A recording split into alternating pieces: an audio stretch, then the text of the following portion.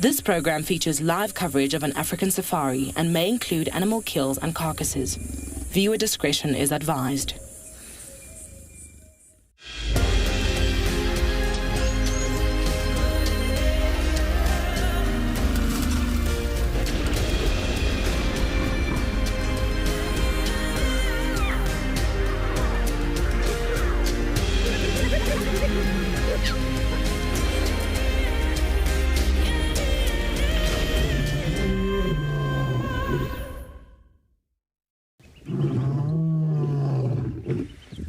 Good morning, everybody. Look at that beautiful sunrise here at Djuma.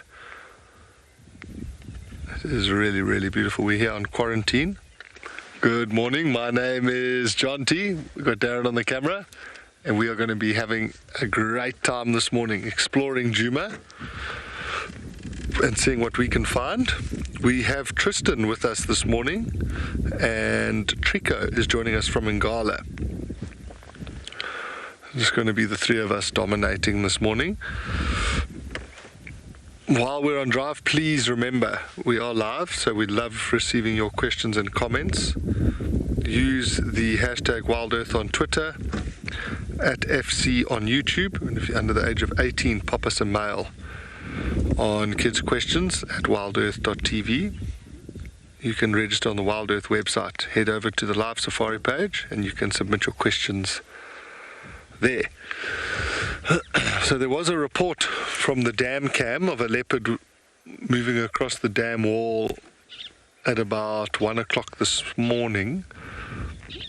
So that's where I'm going to go start, see if I can find those tracks and see what we can do from there. But before that, we're just enjoying sitting here in quarantine watching this beautiful sun come up.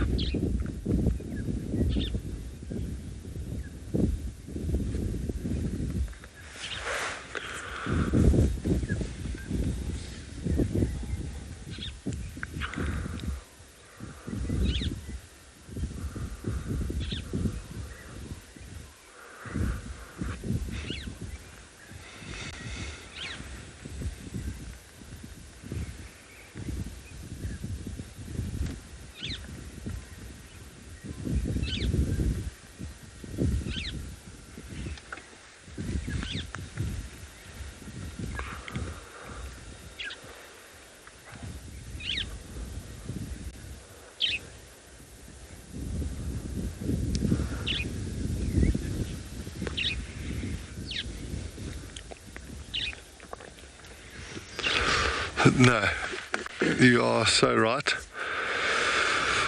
It's so good, and it's quite, what's frightening already is that it's not cold at all this morning. I don't have a jacket on. I think today's going to be a cooker. So when it's like this, still nice and cool, with a cup of coffee in hand, it's great to just sort of take a moment, be quiet, be still, and just enjoy that sun rising.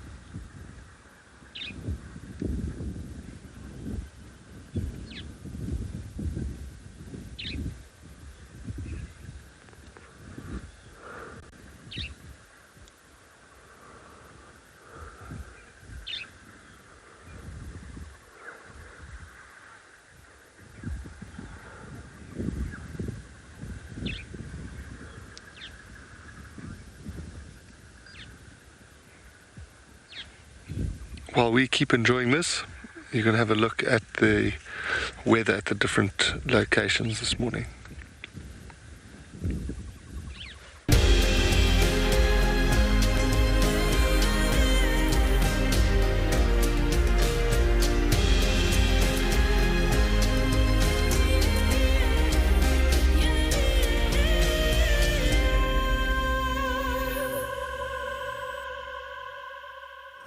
Well, it looks like it's going to be a warm day all over the place today. I think we're going to be in for an absolute cooker, which hopefully means that we'll find something early on and then chill with it for most of the morning. Anyway, it's that time of the day to say hello. My name is Tristan. On camera I've got Morgan, and it's wonderful to be back in the driver's seat, albeit on the wrong car. John T, just because he's a man giant and 6 foot 1,020, has stolen my vehicle. And oh, you're joking. Mic pack is not working apparently. Morgan, why did you break the mic pack already, Morgan? How are we doing? Are we better? On your side, no. Oh, goodness. There we go. Sorted. Oh, there we go. We'll try that all again. Morgan, what did you get of all of that? Since you can actually hear what I was saying. Not very much. My headphones were cancelled. Your headphones were cancelled. All right, everybody. We'll try this again because I don't know what you heard. There we go. Jared says you guys can hear everything. Thanks, Morgan. It's a pleasure. Throwing me under the bus there. It's a lovely way to start. Anyway, so nice to be back. Typical chaos when you're on the vehicle with Morgan. So what we're going to be doing is we're going to be doing western side of the reserve. Slowly just bumbling south at the moment down Zoe's, and we're going to try and check if there's any sign of any tracks. There was a mating pair of leopards yesterday on Arathusa, yesterday afternoon, so I just want to check if maybe, just maybe, they popped across onto our side. You never know, maybe tortoise pan. I think it's tortoise pan and Zatini. I think that's who's mating. I heard that they were mating a few days ago, so it could be them. It also could be Shidulu and tortoise pan. So let's see. Maybe they've kind of crossed onto the Djuma side of things, and we can pick up their tracks and follow them, or actually just pick them up themselves, which would be quite nice. So that's the kind of plan for this morning. We'll see how it goes, though. It's going to get hot quickly, so I don't think we're going to see a huge amount of activity from the cats for very long this morning. I suspect we're going to find that they're going to be going now and then start to lie down pretty quickly. But yeah, let's see how we go.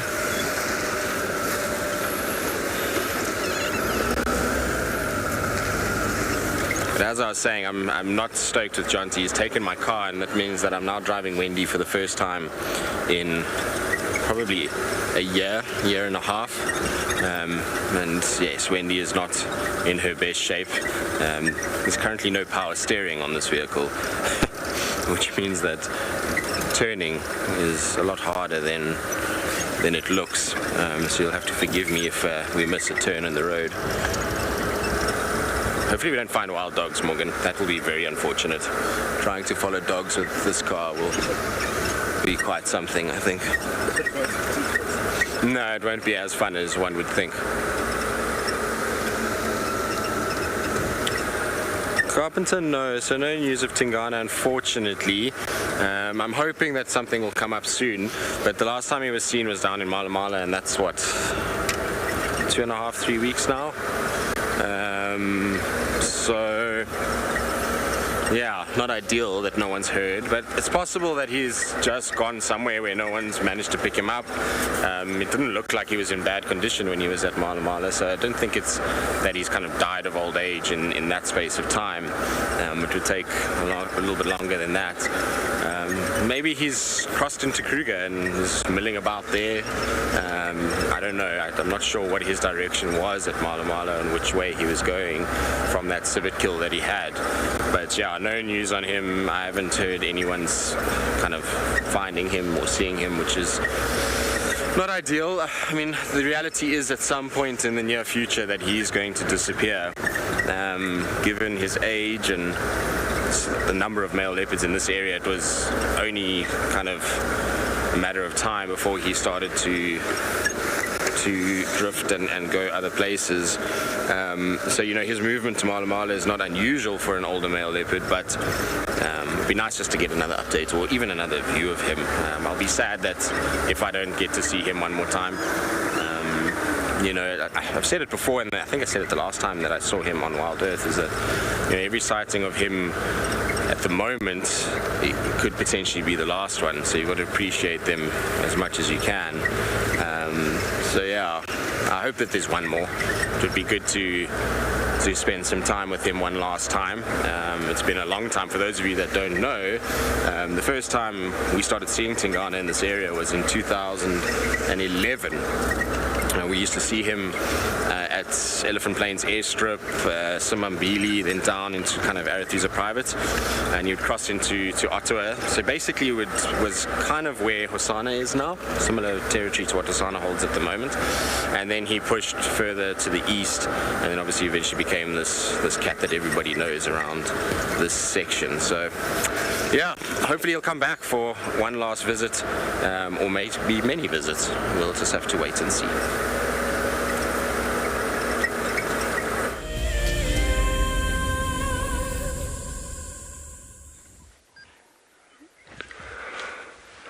We've just moved a little bit further along. We're on our way down towards Djuma Dam,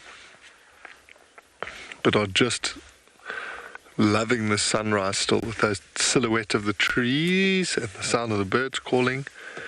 It really, really is beautiful.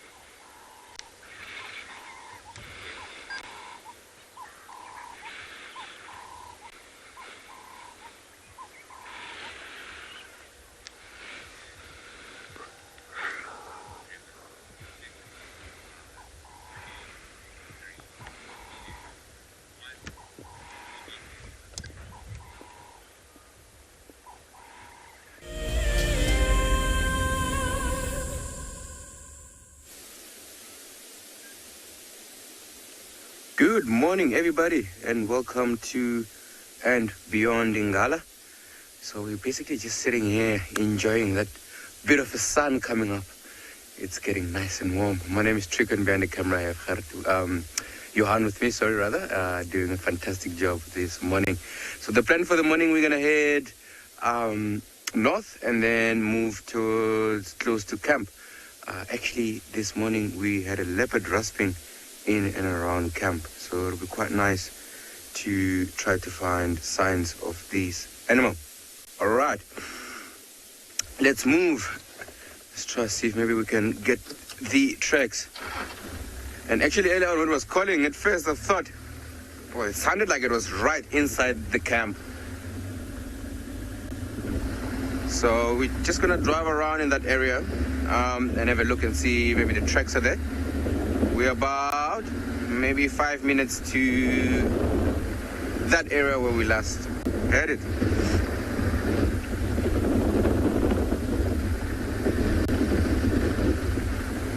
It's actually not that cold this morning in comparison to yesterday morning.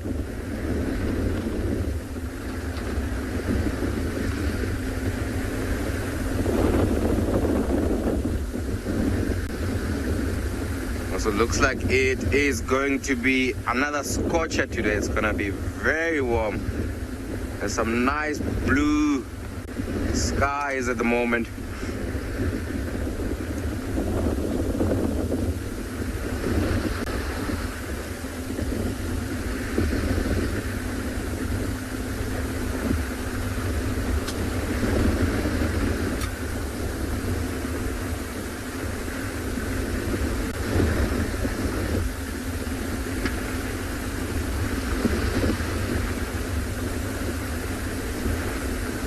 Some nice open clearings here. Just slow it down and have a look and see what we can find here. I mean, can attract a lot of things. Impalas, also some trees around, some giraffes, zebras. And talking about giraffes, there's one right in front of us. Is it walking away? Let's see. I'm gonna stand by.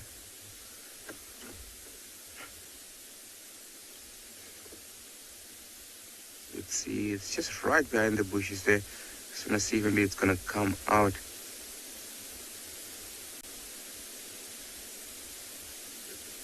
Did everybody hear that?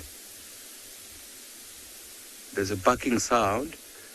That is a greater kudu alarm calling. I think let's head straight down there. It sounds like it's coming from that area where we had the leopard calling. So I'm gonna rush us to it into that area, because there's a saying in Africa that a kudu never lies. So let's get down here and have a look.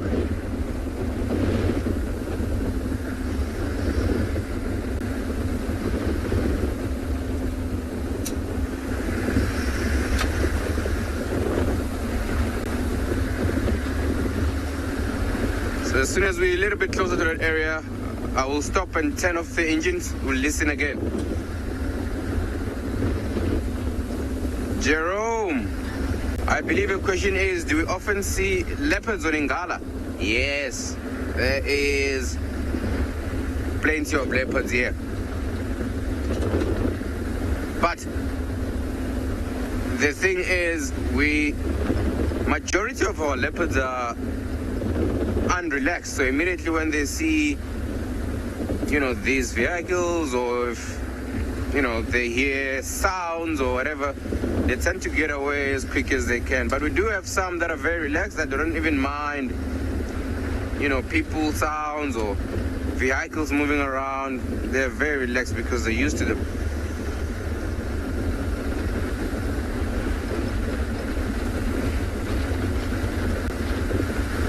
All right, we're gonna pull over close to the riverbed. We're almost onto the crossing, and then, we're gonna listen again there.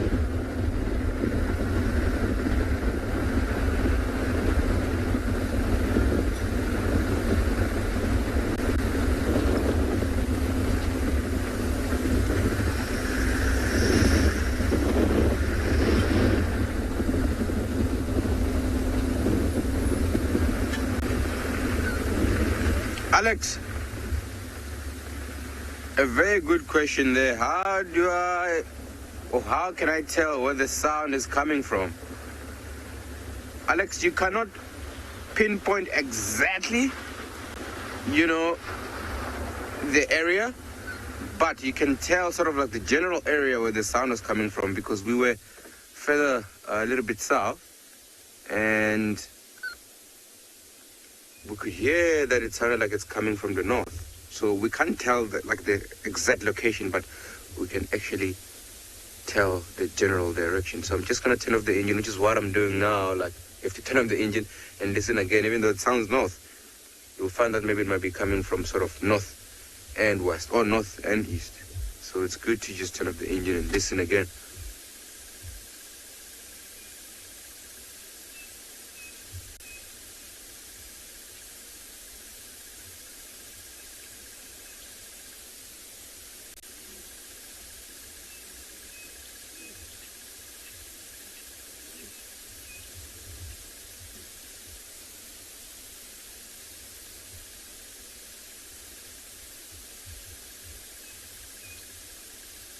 Sounding very, very quiet. So it could be that the kudu saw that particular animal and, the leopard decided to walk away.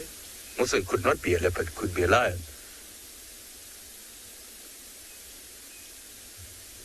But I think let's head up across this crossing here and loop around. I'm gonna go look around the camp, just outside camp, and see maybe we can spot any tracks or even the actual animal that the crew is alarming at.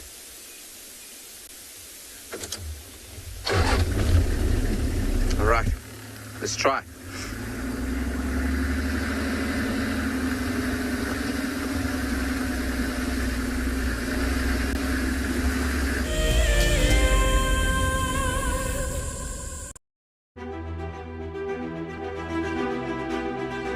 My name is Nomfundo Ndlovu and I'm the Senior Project Manager for the WISA Schools and Youth Unit. I'm a qualified horticulturalist. I'm particularly passionate about supporting schools towards working through their sustainability journey and towards food sovereignty throughout food gardening projects.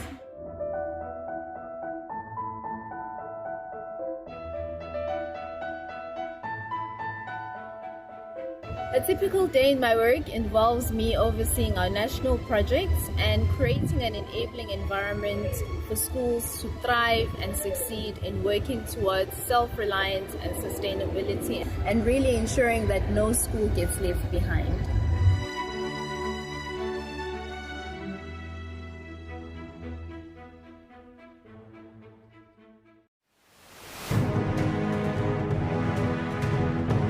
Being nominated to the top 5 and finally being here, for me it's an achievement. Tracks, I believe I did quite well, and the walk, and sometimes you often drag their feet forward. The storytelling as well, so yeah, I think that's where I see my strongest point. And then that was the opportunity of the scraping. I say the bedding and the call, definitely for me it was quite a big challenge. Guiding is not all about the award that we have had, but in sharing the experience and continue to do what we have passion and love.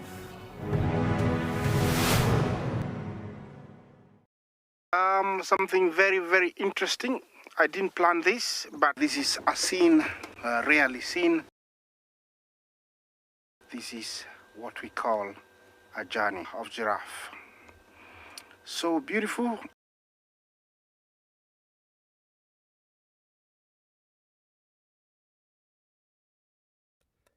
Tune into WildEarth every single day. It's in your nature.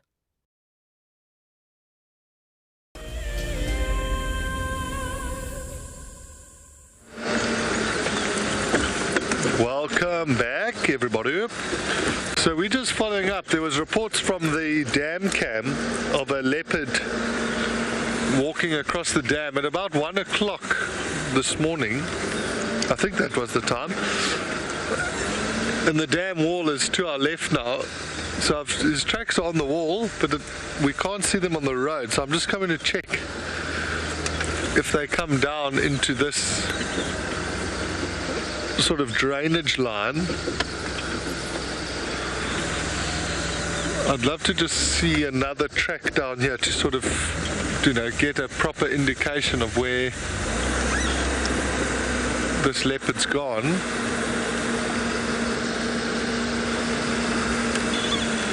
But I don't see anything here.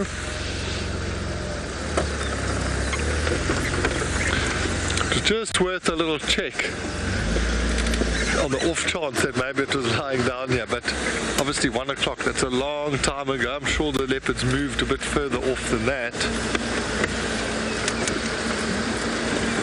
So we'll get back onto the main road and see if we can find any tracks. I don't... Oh, there's a hyena. There are lots of hyena tracks this morning heading up towards quarantine, but didn't see any leopard tracks there. We're just going to have to look carefully. I'd love to find out where this leopard's gone and see if we can find it.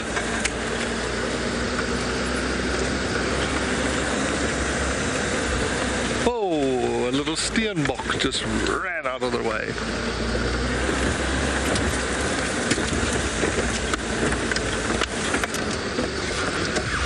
You're hearing that Tristan's looking for updates on Tingana. I must say, I would like to see him here in his sort of his territory. I've only seen him once, and it wasn't even here. Can you believe it? I saw him a couple of weeks ago when he turned up at Mala Mala. He went on tour, it seems like.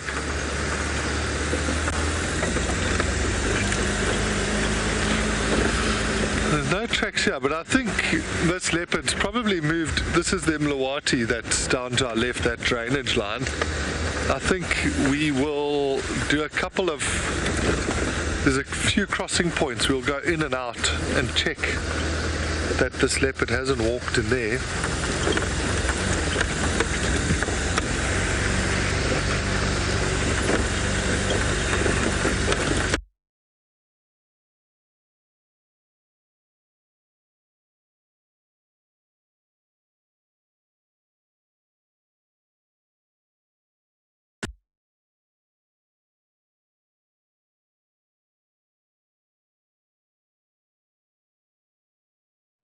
Well, it seems as though Jonty's going through a little difficult signal area, so you're back with us. We just checked Treehouse Dam, no sign of anything there, no real tracks to speak of, just a few hyenas kind of milling about, well, tracks wise, not actual animals, going down to the water and lying on the road there, but no sign of anything else moving around.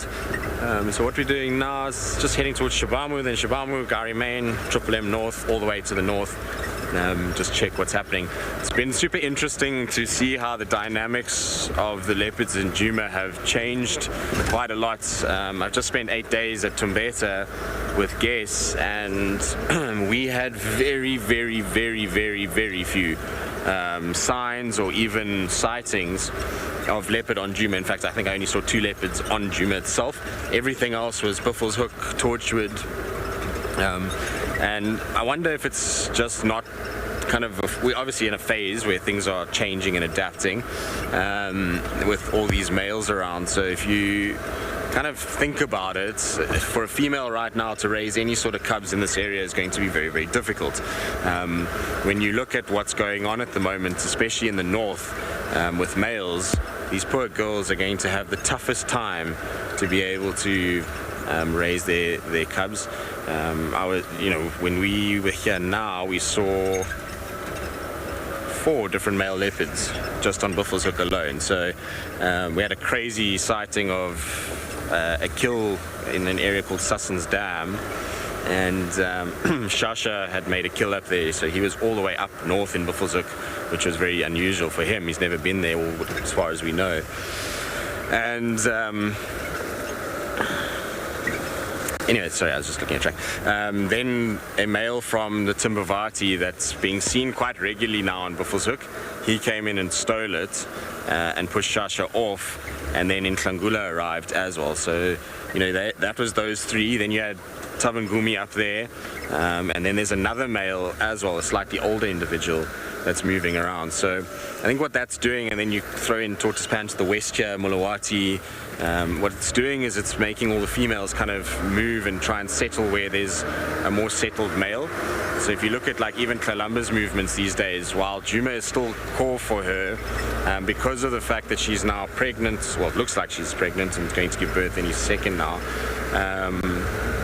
she's pushing more towards sort of Torchwood, and that would make sense because most of the pressure of these young males is to the northwest of where she is at the moment, and so her pushing more to the east means that it allows her to kind of be more core within the male that she's mated with, whether that's Mulawati or Nhlangula or whoever it may be. It allows her to kind of go to where it's a lot more settled and quiet. The only threat she's got there is Tandi and Marips, and I mean Marips seems like he just wants to be everybody's friend and just basically play around, so I don't think he's too much of a threat at this stage. And Tandi, getting older, she's become so much calmer in her age than she used to be. It seems like her daughter's now taking on that mantle of being quite feisty. When I saw her the other day, she was absolutely fine with us. We had a very cool sighting of her, and she was very chilled. But apparently the car after us said that she was super aggressive to them. So I think with her kind of about to have cubs and being her mother's child, she will start to develop that snarl and hiss and all those kinds of things, and just need to be a little bit careful with her.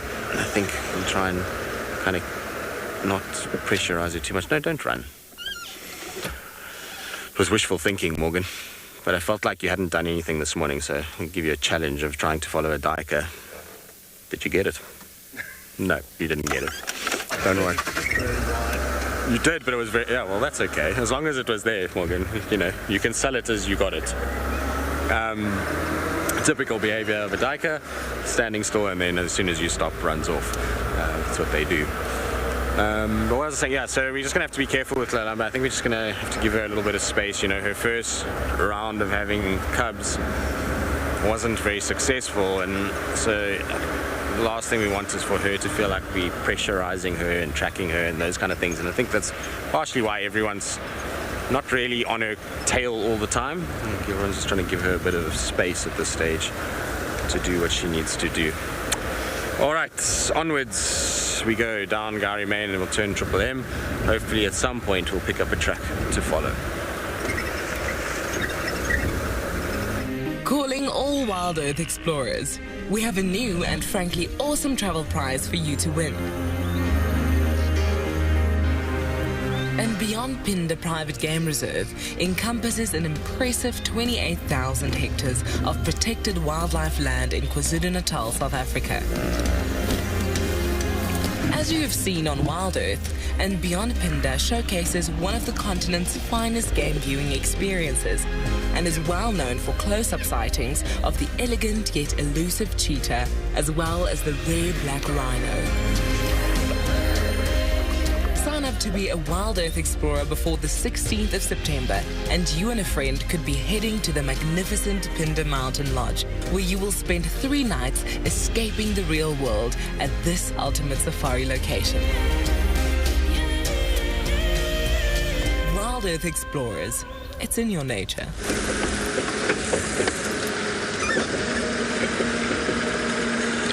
Welcome back, everybody. We're still busy just checking. I'm going super slow along this road, checking for tracks of that was on the dam wall last night.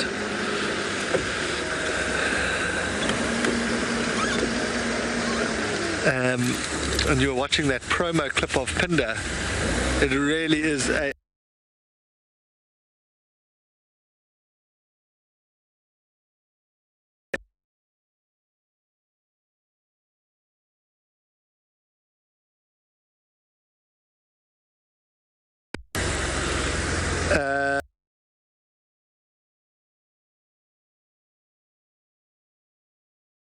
crazy. I don't know if you tuned into the fireside chat, but one of the animals we were talking about was a sighting I had when we saw wildebeest, or a wildebeest giving birth, and there was just a black rhino cruising around the background.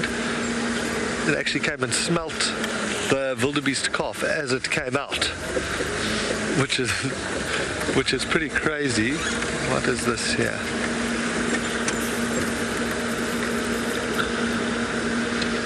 So weird that there's no tracks on this road.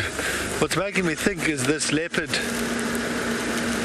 might have walked in the Imlawati drainage line. So at some stage I think we're going to drop in here and drive in the drainage line back towards the dam and see if we can find any tracks there. I'm just...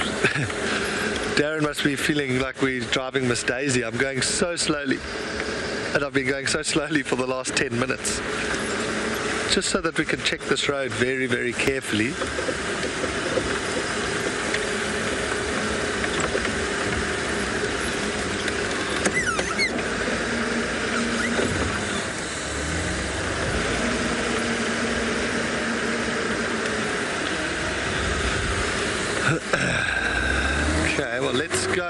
Towards the drainage line and see what is happening up there.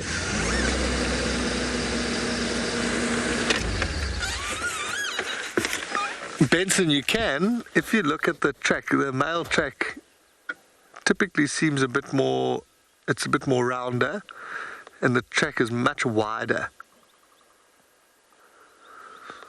There's a bit of a bird up. Well, it's not a bit, it is a bird. We can do a quick bird ID challenge for anybody who's watching. Do you see it there, Dazza? Yeah.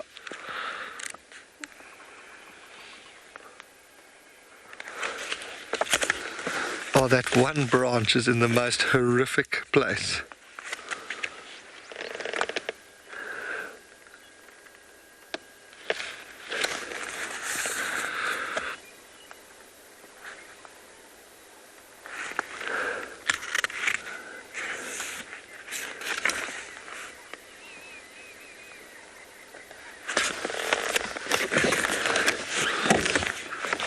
So we'll just give you a bit of time. Oh, that branch is really... Oh, there's another one that just flew off.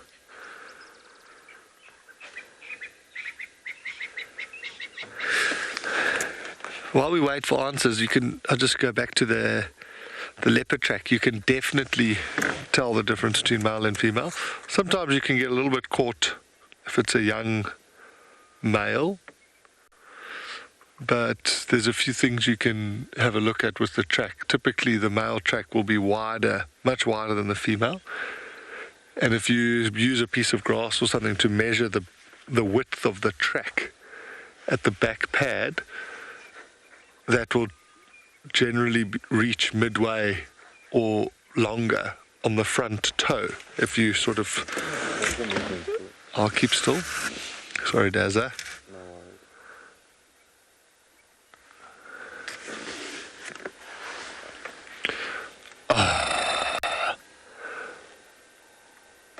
What do you think, Darren? It's quite a yellow eye there. What I saw.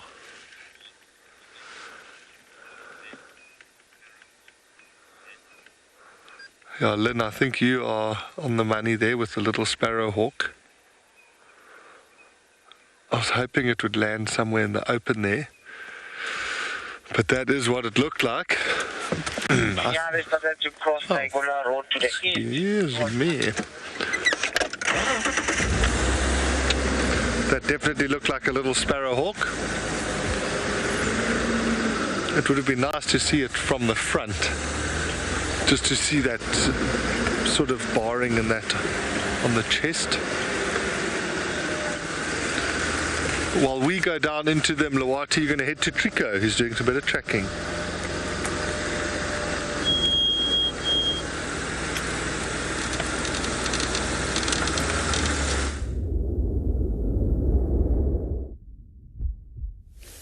All right, welcome back once more, everybody. So, as I said earlier on, we had those kurus alarm calling, and I said, kurus will never lie. So here's the track of a leopard, a very fresh one, right there. I hope everybody can see that there. So you see there's a toe here up at the top, there's another toe there, another toe there, another toe there. And if you look at the pad, okay, there's 3 lobes. 1, 2, 3, all right?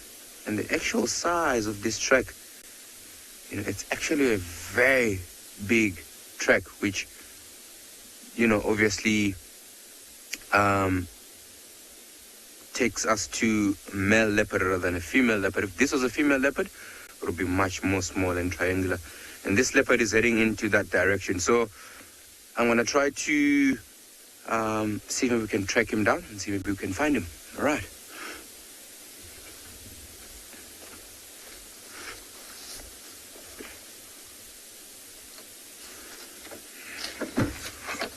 Okay.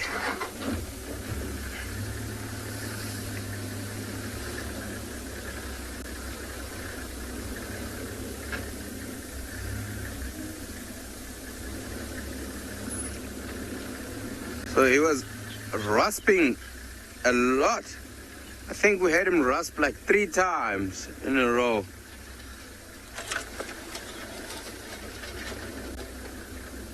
So I'm gonna try to stay away from this track, because if I do, I'm gonna drive onto the tracks, and then it's gonna be very difficult to double back on them.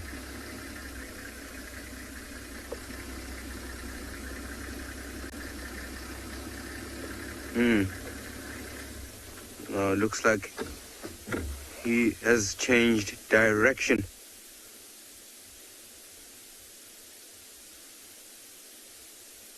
All right, I'm gonna get off again, and I'm gonna try to have a look just to see where he cut off. See, there's some game paths here going through there, so it might be that he followed that game path. But let me first have a look around and see if maybe I can see these tracks.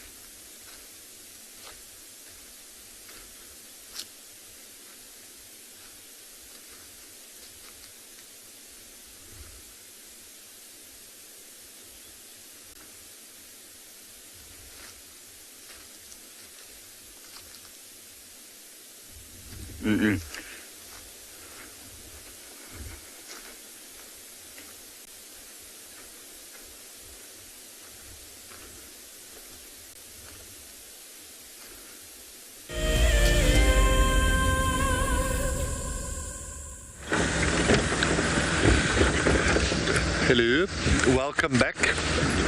We are just checking on along the Mlawati for any sign of leopard tracks in this area. There was a report of one crossing the dam wall on the dam cam, but I've been unable to find any tracks from the last one on the dam. It's like this leopard jumped into thin air. So the road we're on now actually takes us back towards, it's like a big loop we've done around the dam, so I'm going to go back there and just check again if it gives us if I can find any clues to which way it went. We crossed through the Mlawati drainage line behind us now, and there weren't any tracks there.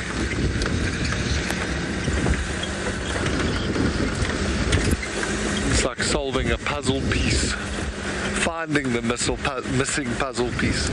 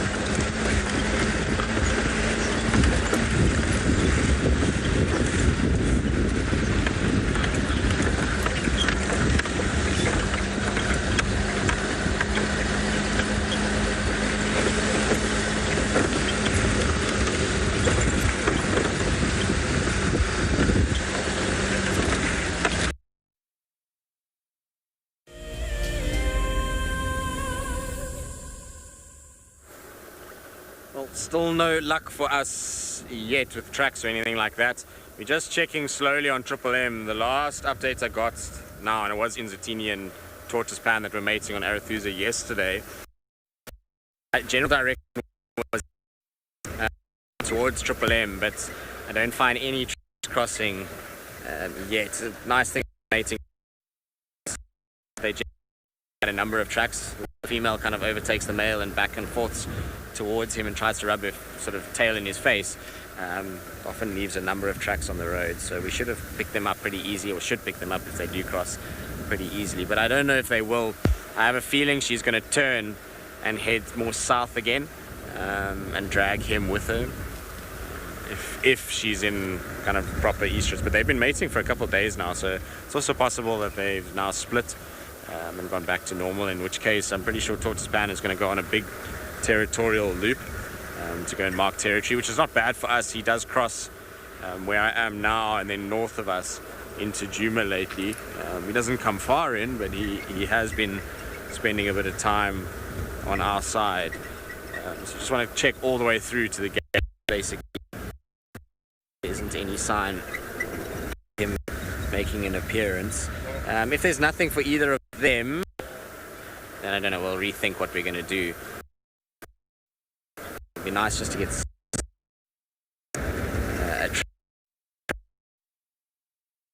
one thing that I always miss about not being at WildEarth is the track is a lot more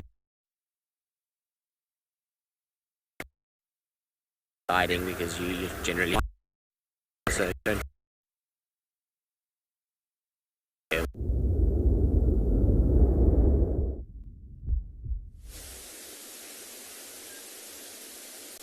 So welcome back, everybody. If you've just joined us, we are looking for a male leopard. We just have had tracks of him, and this is where I've just lost him. So I just want to quickly have a look and see where they are headed.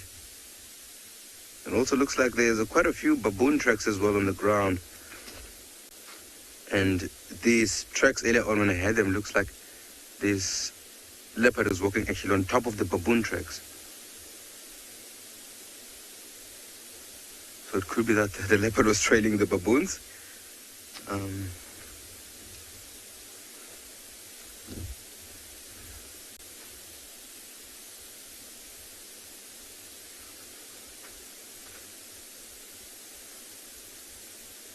Yeah, I think we're gonna keep on driving down this road because I can't see any tracks from here. Let's keep on driving down and have a look. It'll be quite nice to find a leopard, actually.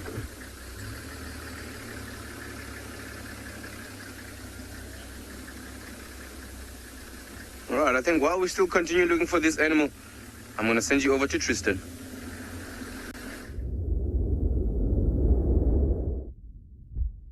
Well, as you can see, we found an animal. Hello. You coming to say hello to us? Nice little herd of ellies that's crossing the road, unfortunately crossing the wrong direction. So from right to left is crossing from Djuma into Arathusa, although we are on the cut line, so I suppose we could go in here. It's slightly on Simambili for now, but they're going to cross onto Arathusa very, very shortly. So we won't have them for too long, unfortunately. But nice to see some ellies. Are always a treat to have a herd of elephants. They're such amazing animals. Thoroughly enjoy spending time with them. A lot of people kind of can find them sometimes to be a bit monotonous and a bit boring, but I always struggle with that notion, because when you sit and actually spend time observing elephants, they're always doing something. It's not like a pride of lions that will just sleep for hours. These guys will always be feeding on something, so they'll be looking for various different types of food that they can eat, or there'll be social interactions which often can mirror a lot of what we see in humans, in terms of the interactions that people have with each other. And then there's, behaviorally, there's adaptations and changes depending on the area and the elephants. Let me just go back, Morgan, so you can actually get a better view again of them crossing the road, because they're going to cross this cut line road now.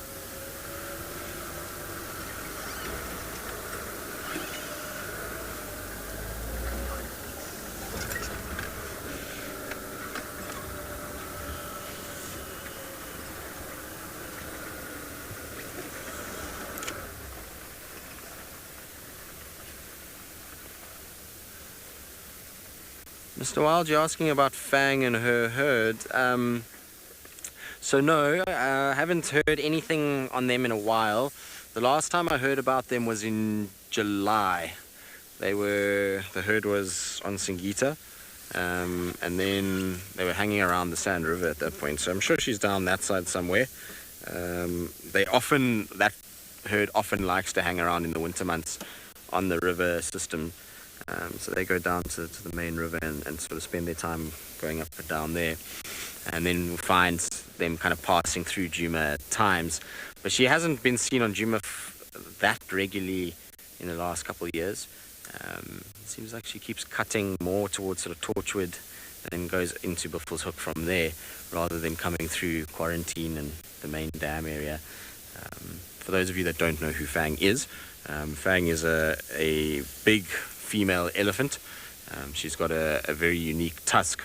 Her left tusk, I think it's her left tusk, curves back and towards her chest, and because of that she doesn't really use it like she would use, or elephants would use their tusks, and so it hasn't worn that much, and so it's long and curves right back towards her kind of mammary glands.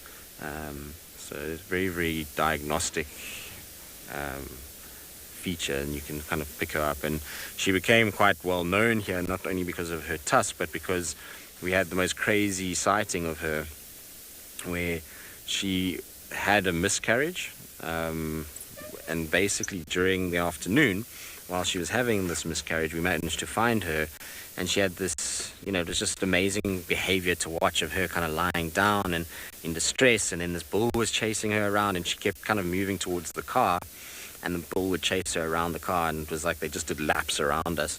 It was a pretty intense and emotional kind of thing to watch. You could see she was clearly not happy, but it was almost like she was kind of trying to seek another large object in order to keep this bull kind of away from her.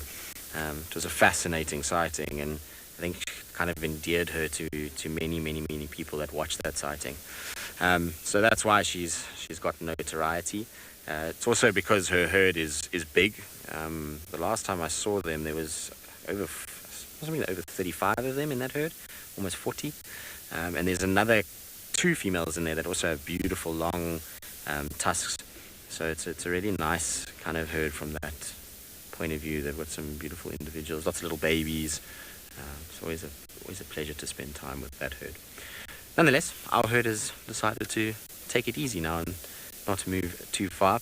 I suspect what they're doing is they've fed during the night on the crest areas, and a lot of the ellies have also been hanging around the fire breaks of late, and that's because we've had a little bit of rain, and those areas that were burnt, the bush willows particularly, have started to leaf again. So those nice green leaves that are shooting out, the ellies are taking advantage of that, and so they're spending time on the crests, normally in the night when it's still cool. And then now you'll see what they're going to do is start heading down towards the drainage lines, and the drainage lines they'll just follow during the heat of the day towards water, drink there, and then go back into the drainage lines and just use those shady areas to stay out of the heat. It will be a bit of a shock to the system when we have the temperatures that we're having this afternoon. It's been fairly cool winter, so to start getting 38 degrees Celsius, 37 degrees Celsius is very hot, and I'm sure the ellies are going to have to find water in order to drink and to just cool themselves down. But for now, it's just feeding time. And what you'll notice is, because it's still so dry, most of what they're feeding on is these little branches. Bush willows particularly are getting hammered. They get pushed and broken, and they'll start feeding on the sort of cambium layer of that of those bush willow branches. Let me just roll forward for you, Morgan.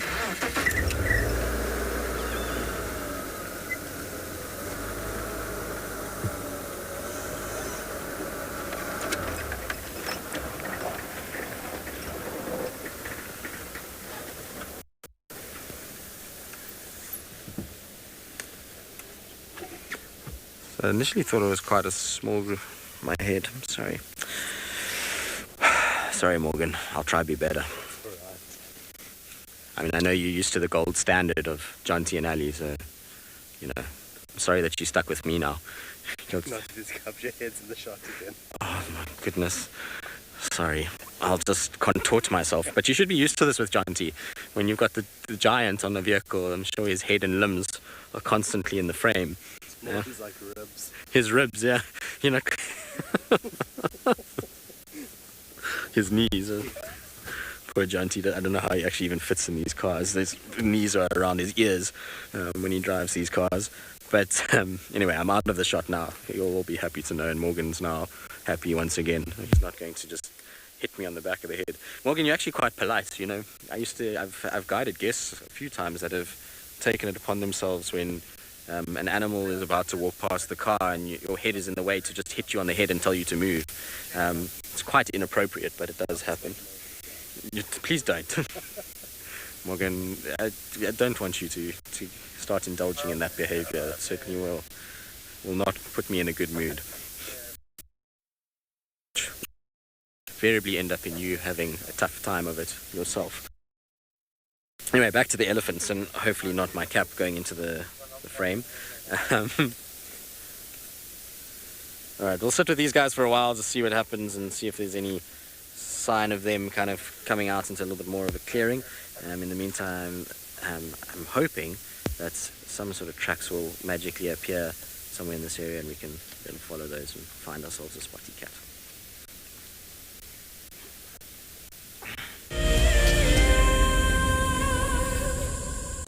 Hi, we are Yaku and Malani. We are from Gauteng in South Africa. We started watching WildEarth last year during the level 5 lockdown, and we've been watching ever since. Being in nature is one of the greatest feelings. We absolutely love it. Our favorite thing about WildEarth is that the concept is so amazing. We have the benefit of having a wildlife safari in the comfort of your home, especially when you're not allowed to go out. Being part of the Wildlife Explorer program gives us a sense of giving back and contributing to nature. It just makes us feel good because we love it so much. We are so excited to be visiting Angoma. It is obviously, I think for most people, an absolute dream to visit the Masai Mara. We can't wait to go. Thank you very much for this amazing prize, WildEarth.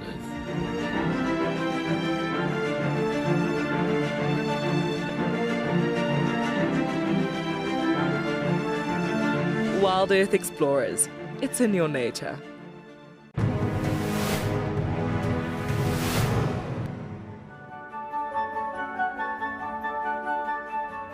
Civilized to just found some black rhino tracks. A mother with a calf. The calf tracks are so small. They're somewhere here in this area, but it's too dense to walk this way. So we're gonna walk around where it's not so dense. Let's hope we get lucky. And sometimes you often drag their feet forward and deposit the scent mark, which is that what they use to patrol their territory. We managed to get a glimpse of the black rhino, but for safety reasons, of course, we held back and we walked a different way, but it was such a fantastic experience. We didn't just focus on the big things, because it's not all about the big things. We focused on army ants and lots of dung. Civilized did an incredible job, but it's up to the judges now.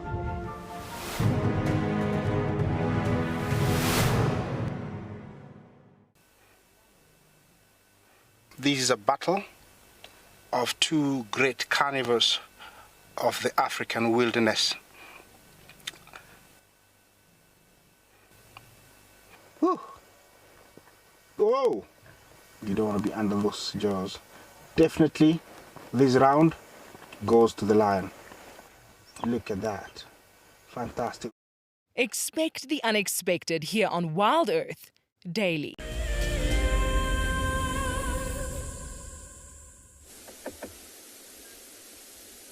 I'm just going to quickly hop off the vehicle.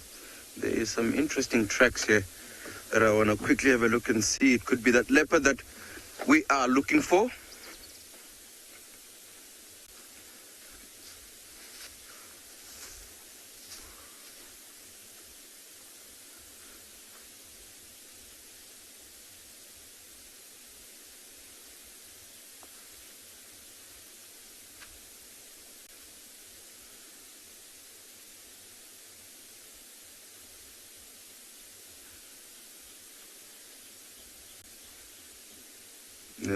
There's a female lion, but these are tracks that are old. See, they've been blown up by the wind, and some animals have walked right on top of it. So these ones are very old. I think let's try to get down to the edge of the riverbed and check from that road and see if maybe there's any signs of this leopard.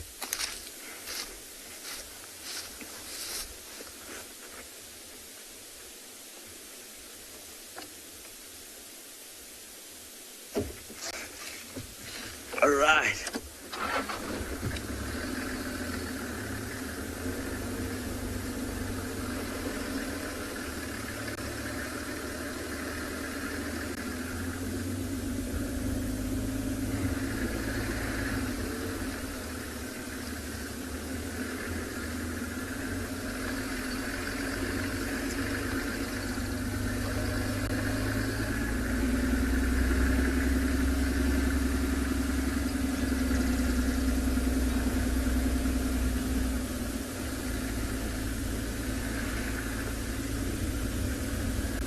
Sorry, I didn't copy that. Go again with that question.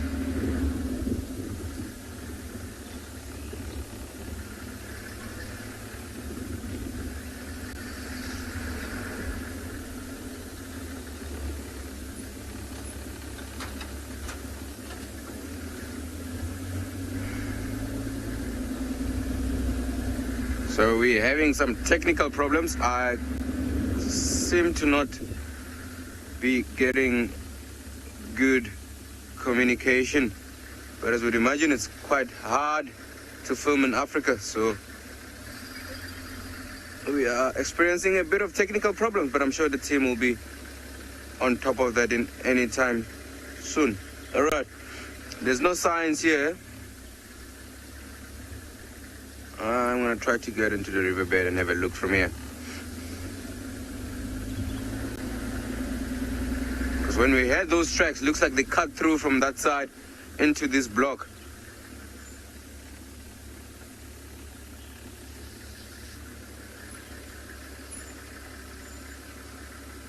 All right, and I think while we still look for our leopard, I'm gonna send you over to Jonty. I think he's on a waterhole.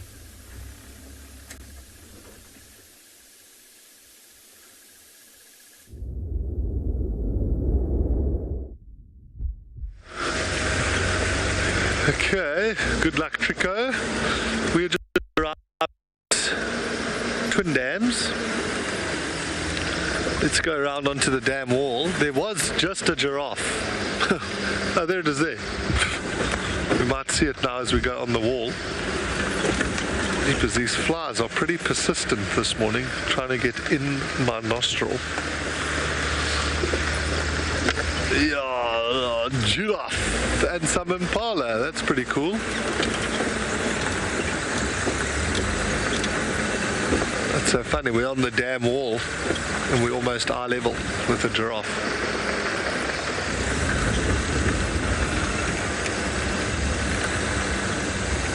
And what's great about where we are here is that is the mud wallow that I'm going in this afternoon.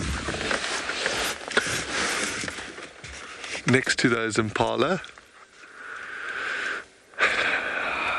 So I did accept the challenge. Morgan and Ali said no ways that I would go in there. And I said to them, if it's hot on my last day, my last afternoon, then I'll go in.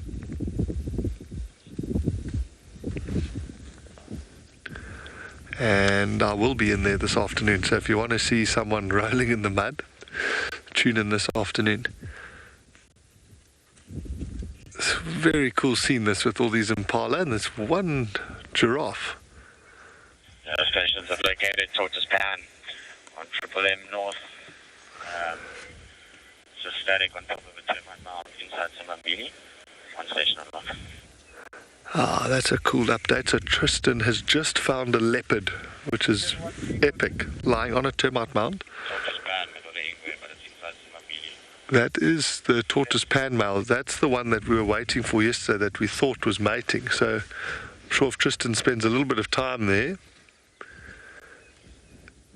he might get lucky and see a second leopard join him.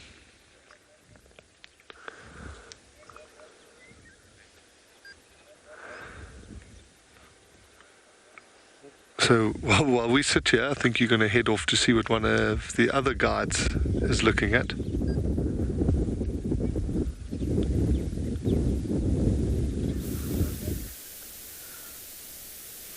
Well, we didn't have to find tracks because we found Tortoise Pan without them. He was being very sneaky on top of this termite mound. I only spotted him once we were far past the mound. Kind of looked back, I was like, I'm sure that's a leopard on the mound. But yeah, awesome to find him. Nice start to this cycle. No sign of Inzatini with him, so I suspect that maybe they've stopped mating. And he's kind of now on his own. But he's at least being settled today. He can be quite a busy cat at times and move around all over the place. So nice to see him kind of just sitting on a mound. And this termite mound here, I don't know what it is about this mound or why the leopards love it so much, but this mound has always been a leopard mound. It's why I always check it when I drive past it. Tingana used to love this mound. I don't know, I mean, I must have seen him at least 10 times on this mound. I've seen Shadow on this mound, Karula, Tavangumi, who else have I seen on here? Mufufunyan back in the day used to sit on here, Mvula. So yeah, it's a mound that the leopards love, and I don't really understand why. I suspect that maybe because there's a bit of shade from the Scotia, not that he's in the shade at the moment, and then One-Eyed Pan is very close by, and so maybe what they do is drink, and then this is just a nice spot that they can sit and kind of watch this main road and see if anything comes along. Given that the main road is also an area where they would scent mark quite a lot, I suppose it's a nice place just to sit on the edge of a scent marking route, and that's why they like it. But doesn't he look magnificent in that sun? He looks seriously good. Nice to actually see that he's starting to kind of push more the side. He's fast becoming almost Hukamuri kind of territory. Or he's just fast sort of taking that territory. He's kind of exactly where Hukamuri used to move around, is where he is sort of slotted in. And it's going to be interesting to see what the kind of ramifications of that is. I'm pretty sure it's going to mean that Tavangumi is not going to come down into Djuma as much as he used to. I think he's going to stay in Buffalo's Hook.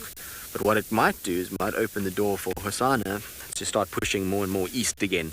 At the moment, he's mostly out of any sort of traverse that we can get, and there's the odd sighting of him around the Elephant Plains, but right on the boundary with Ottawa. And he kind of flirts in and out every now and then. But maybe with Tortoise Pan sort of extending his territory more this side, you'll find a situation where that opens the door for Hosana to start coming in and potentially mating with the likes of Tiani or those leopards that are that side. So it'll be super interesting to see. Sorry, I just want to turn this radio off. Super interesting to see if Hosana does start to make a push back in this direction. But how thick set does he look? He looks massive. His head looks tiny on his shoulders today. I always love it when you see male leopards like that, when their heads are look smaller than their bodies, and you get these big, broad shoulders. Females don't have that same look about them. It's the males that kind of look so impressive when they sit like this. The good news is he's facing towards Djuma, and we know he's come from this side, so I'm hoping that he will actually cross over onto our side for the afternoon. It'll be a welcome addition to Djuma's landscape for this afternoon's drive. I'm sure John T wouldn't mind getting a leopard. I think it's his last drive this afternoon, and so before he goes off again. So 50 is a stunning cat. He's a seriously beautiful individual. We are very, very fortunate that this area has a number of very good looking leopards. Not that leopards are generally bad looking. In fact, I can count on one hand the number of leopards I've seen that I've thought to myself, well, certainly weren't blessed with the looks of the species. But most of our leopards here, though, are at the moment particularly quite young. So they're all in this sort of perfect condition with perfect ears and faces, and we've been spoiled by the fact that we have these good-looking cats around. I mean, if you look at Tavangumi and Marips and Shasha and Tsemba and Tortoise Pan and Klangula and even this Timbavati male, he's seriously beautiful. He's a stunning cat and much larger than I thought he was. I thought he was quite small, and then I saw him next to Klangula. They were fighting the other day, and it was amazing actually how much size he actually has. He was not that far off what Klangula was. But yeah, we're blessed to have a number of good-looking leopards in this particular area. It's good genetics. You can see he's yawning a little bit and kind of looking around, so I wonder if he's not going to go on a little bumble about. It's a bit of a breeze that's just picked up now. Oh, there we go. There's Inzatini. Yes, hating leopards first drive. I love it.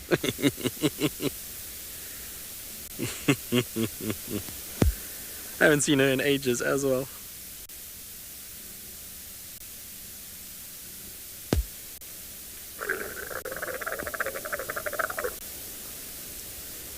Awesome. All is right with the world, Morgan. Not a bad start. Not a bad start. So cool. I'm going to go forward a bit just so that you can see them better. I didn't want to go too far because I thought it was maybe just tortoise pan by himself. And I didn't want him to just disappear. But if Inzutini's here, he's not going to go anywhere. He'll stay pretty close to where she is. Is he moving around the back of the mound? Or let me just go.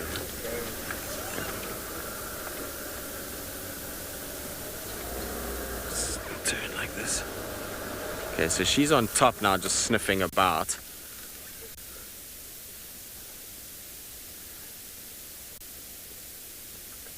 But she'll go wherever he goes, basically, as he moves. You see he's going to cross now.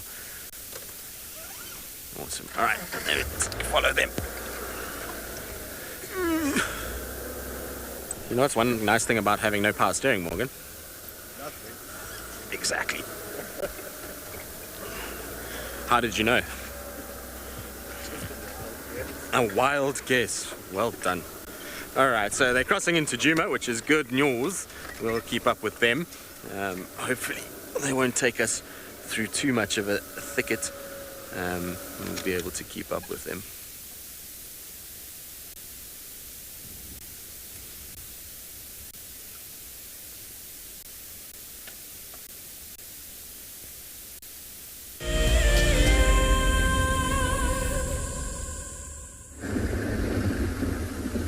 Welcome back, everybody. So we are basically still looking for our leopard still. Earlier on, those tracks cutting into the thicket there.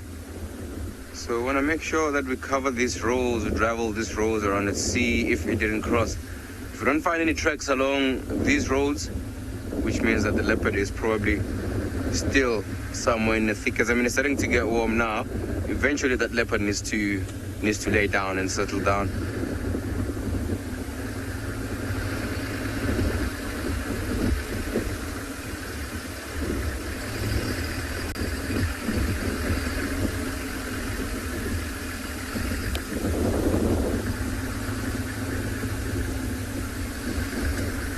You normally get quite a few impalas in these areas because it's nice and open and tends to attract them. But it's very clear here today in these clearings. But that could be maybe because of that leopard, because the tracks of it, it's not too far from here and where it was rasping from. So maybe the impalas heard that and were like, you know what, we need to move away from here.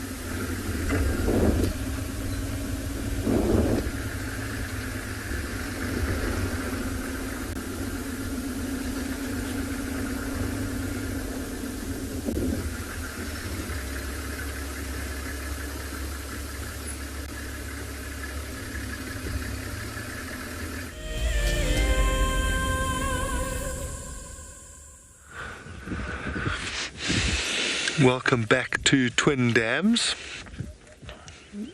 We have just stayed. It's really beautiful. These impala have come to drink. They moved around from that sort of muddy wallow, drinking from the big dam. That's so awesome that Tristan found those leopards. I know he's trying to stick with them. I'm sure you'll be going back to them as soon as he can get in a better position.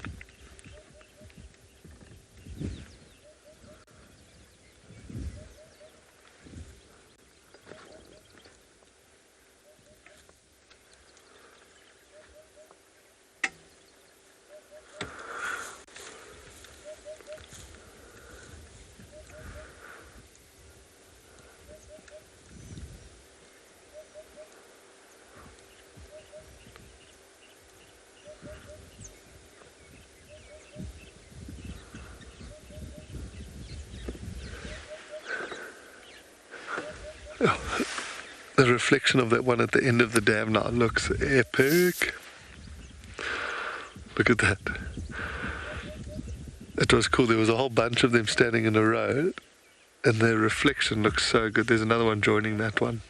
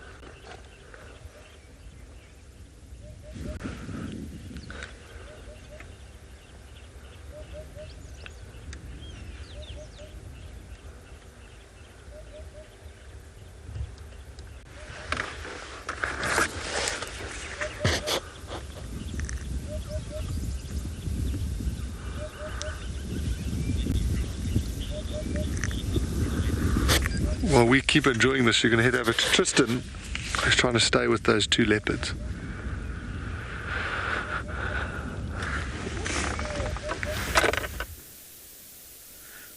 Such awesome interaction between these two.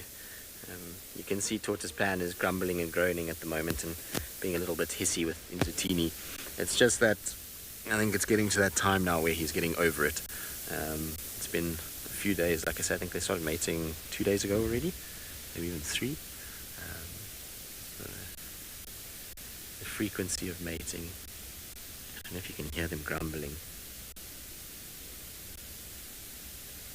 Stop now. But the frequency of mating will start to kind of calm down.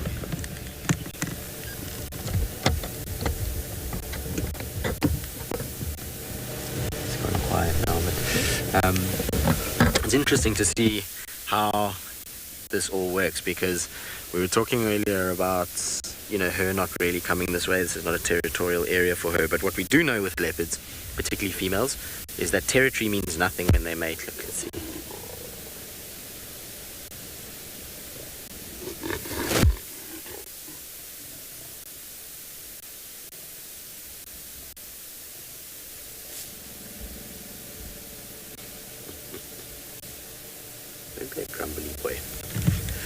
But territory means nothing to females when it comes time to mate. They will actively follow males way outside of their normal areas in order to find successful mates, and whether that be the male that they first found or to cross into other males' territories to mate with them. It's something that they do quite regularly.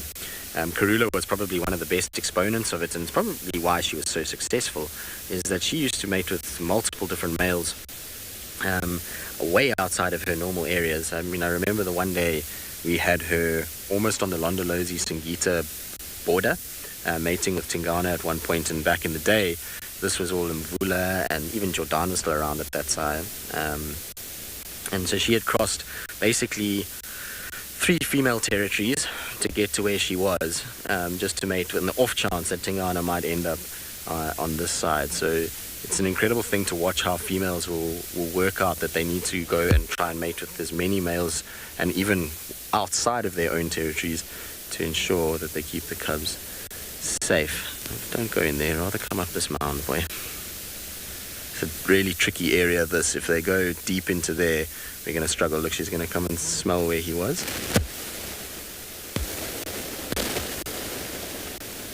I reckon this mating is almost over. I don't think these two are going to be together that much longer.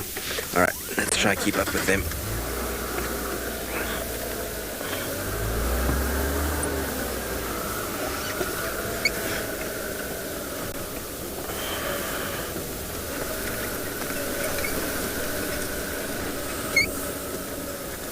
Alright, so I'm going to try and see if I can keep up with these two through this nonsense.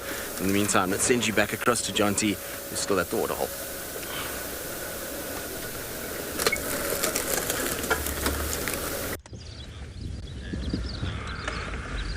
Good luck, Tristan. I know it's tricky driving through all the nonsense, as he says. We're just enjoying watching this female giraffe. But I think what we're going to do is probably carry on towards Chitwa Dam and see what's happening there. That herd of impalas moved off. And now the giraffe is proving very difficult. There was a golden-breasted bunting that landed here just before we went live. So I'm just keeping an eye out if it comes back, because that is such a beautiful bird.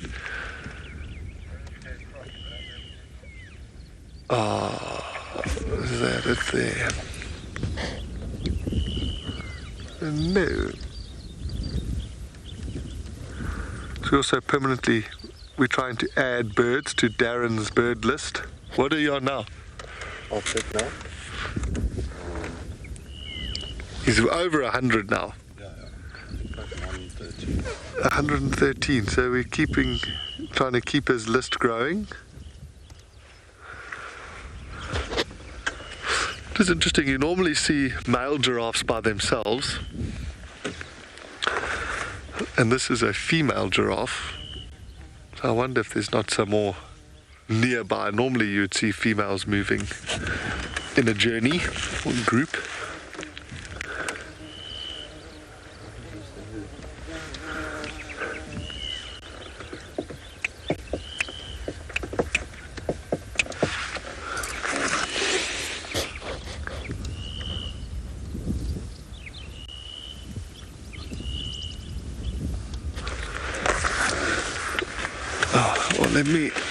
Let me drive forward.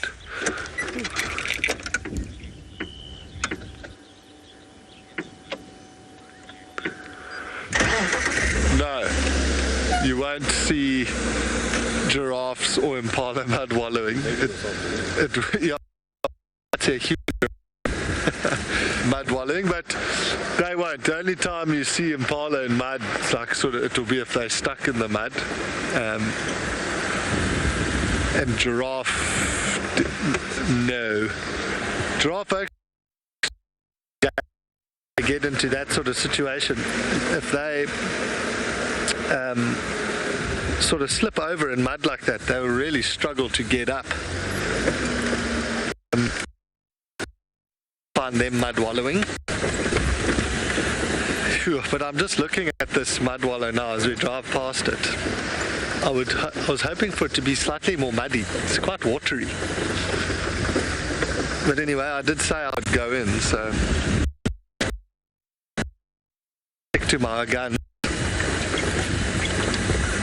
Maybe I'll just go in on the side here. It's going to be grim. A beautiful pied kingfisher there on the left.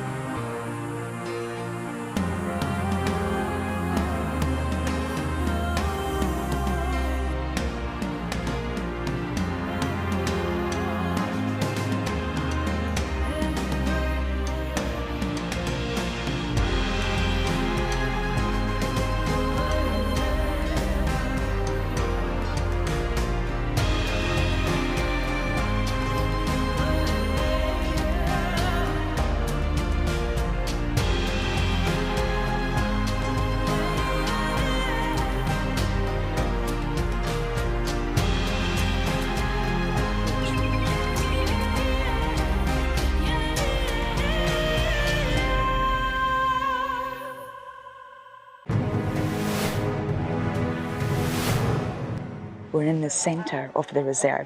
It's a much more open area, so a completely different experience. It's also in the afternoon, so just a little bit hot, shall we say.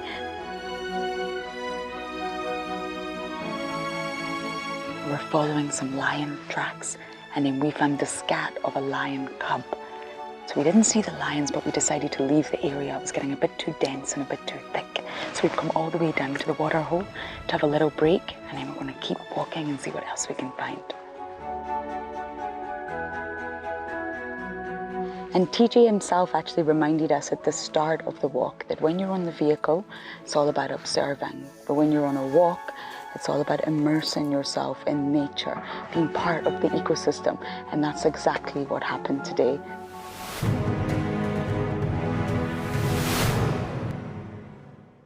Looks like it's a very difficult climb because every time it tries to climb, the ground is breaking, so it slides down.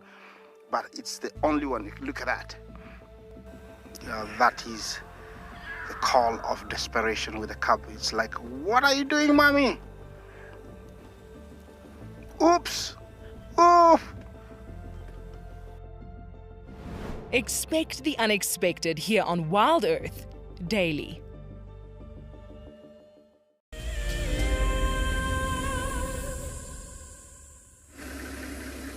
Welcome back once more. So I want to make a line on the road here because it looks like moving forward I can't see the tracks anymore. So I just want to make a line so that I know where to start from if I do lose these tracks. Shelly, let me just have a look.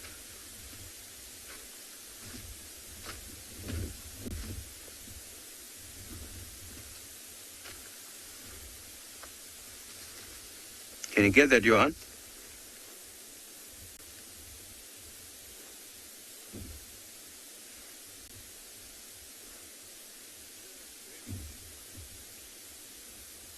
All right.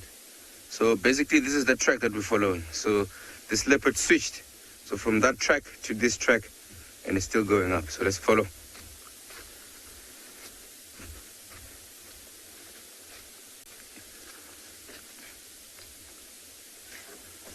And he is a big male. I mean, the track is just so big.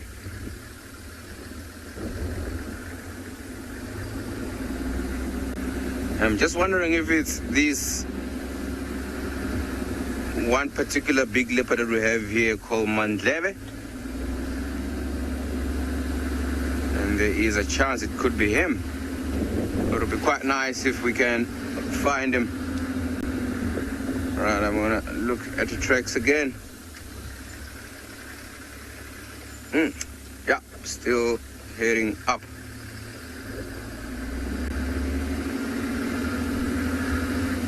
Isn't it interesting that this leopard is was just walking on the road?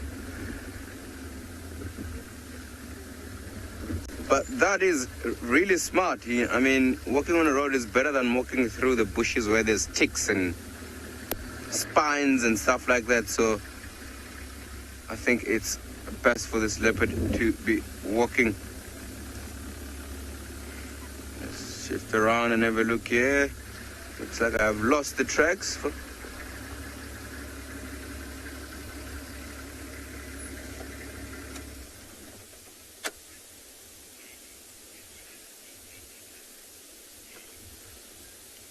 Kaylee, welcome. I believe your question is, have I ever seen mating leopards?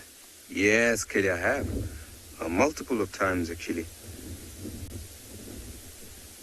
I mean, if there's something to see out here in the bush, I mean, that is something to look at. It's quite the courtship is quite a bit funny watching it, because all the time, usually it looks like the female, she's the one who's enticing the male or instigating it. But then they will do that for 3 to 5 days. That's when they'll be mating. So I just want to quickly have a look here, because there's no tracks here anymore, but we had tracks just behind us. So which tells me this leopard could have easily either cut this way or that way. It's getting hot, so he'll have to settle down soon.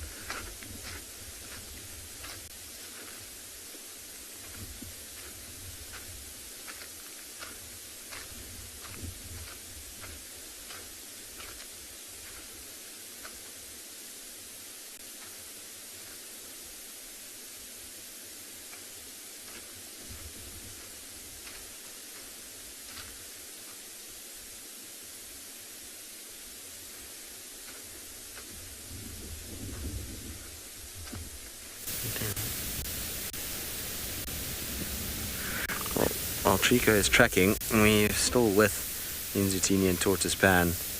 And lots of grumbling and groaning happening at the moment. She's trying to get close to him and he's tucked up in that little thicket towards where her tail is.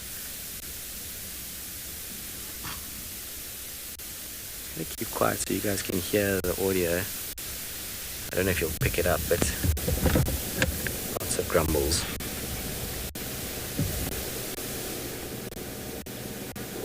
Incredible camouflage as well. It's quieting down now while she's sitting. He won't make too much noise. I mean, imagine now driving past this, how difficult it would be to spot that.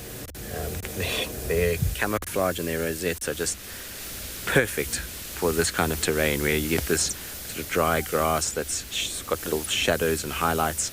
Everything about them just blends in, and it's only when she pops her head up that you actually see her nicely. He's completely invisible, even though he's lying pretty much to the back left of her head, not far at all from her, within about a meter of where she's lying, but you would never ever know there's another leopard here unless he stands up.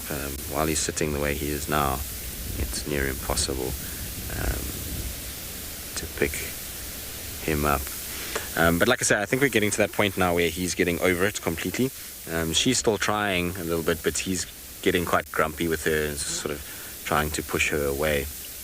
And basically, I think it's just had enough of having to, get up every 5 minutes and do the deed. So I wouldn't be surprised by this afternoon even that they've split and have gone their separate ways. Remember, this is a foreign area for her. This is the first time we've ever had her on Djuma itself. So we've had her on the show a few times, but always on Simambili. It's the first sort of time that she's actually managed to make her way onto Djuma itself. And it's been a long time coming. I thought she was going to do it quite a while ago. Where we are now, though, is mostly Shadulu. Kara does come through the section too. But yeah, I think that's probably why Nzutini has sort of moved in a different direction. Where she's been hanging around is almost occupying Moya's kind of area. So she's kind of taken where Moya used to hang around and a little bit more to the sort of east from there. But she has been wandering quite a lot too. She was seen right down in Mala Mala a few times. So she's been kind of looking for an area, but her mating here should mean that she's starting to feel like this area is home. But it will be more to the south of us. I don't expect, if she did, let's say, fall pregnant from this mating session, I don't expect that she would actually be able to have cubs on Djuma itself. I think they would be further south and we wouldn't actually get to see them. But there he goes, he's walking, and she'll sniff wherever he's lay, and then she'll try and follow him from there. I think he's going to lie down somewhere. It's starting to get warm now, so a bit of shade I think is quite welcome for both of them. I'm intrigued to see if maybe he's going to find some shade and just lie down.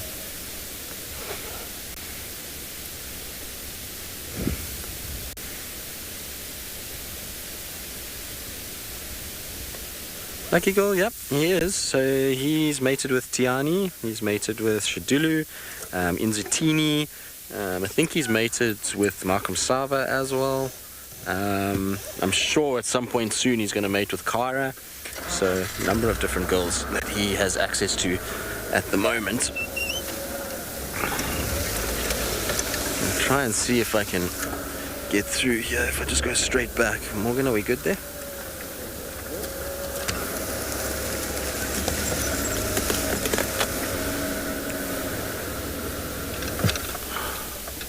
No, don't go that way now that I'm in this position. Alright, so let's try get round again.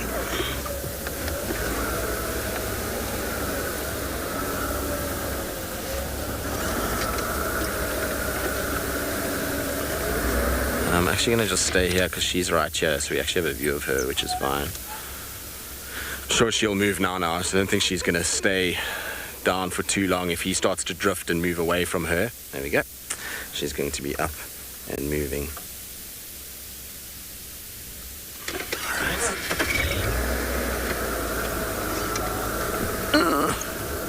Come on, car. Let's try not to drive over the young Jackleberry.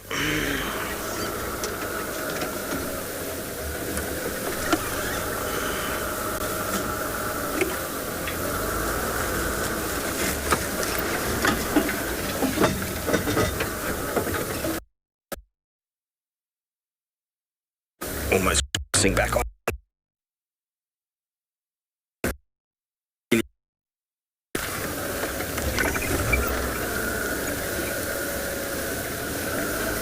Sorry, Morgan. I hope Tristan can stay with them. We just had a fish eagle fly past us at Chitwa Dam. I'm just seeing where it goes to land while trying to get a better view. But we thought we'd just come down and see what's happening at the dam here.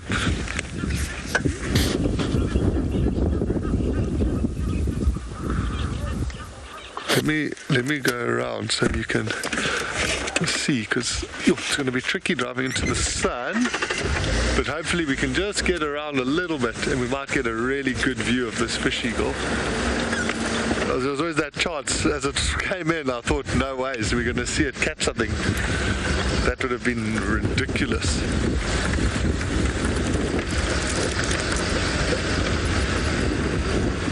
I really hope Tristan gets to catch up or stay with those leopards. That must be such a cool thing for you to be watching.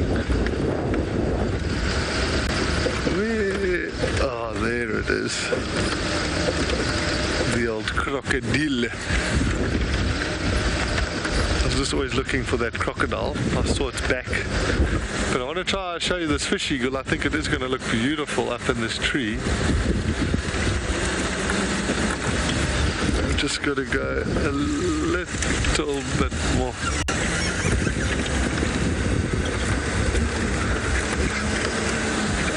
Okay, let's see.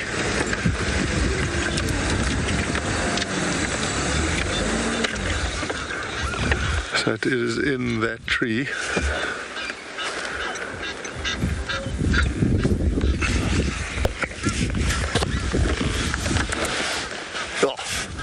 Is a beautiful bird.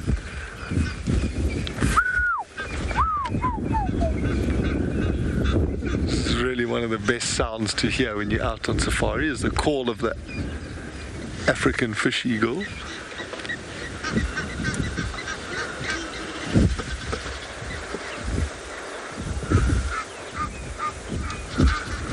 And a great vantage point where it will sit there and keep an eye over the dam, and if it spots a fish, it might swoop down and grab it.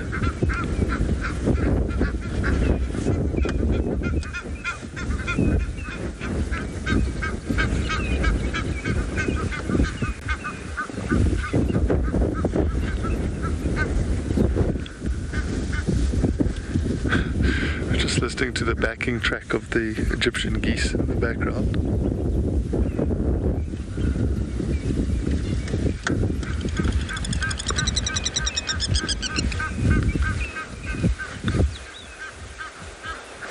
I think from here we'll go and check in the Mwanini drainage line where we saw Shasha a couple days ago. Go see if there's any sign of predators in that area.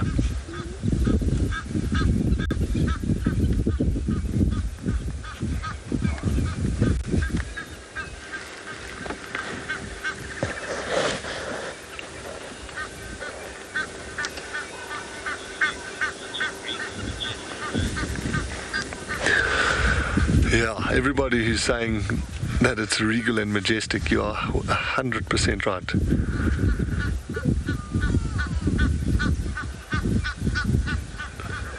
It is so beautiful, and I often wondered, you always read about how good their eyesight is and the magnification, but I'd love to be able to see how they see.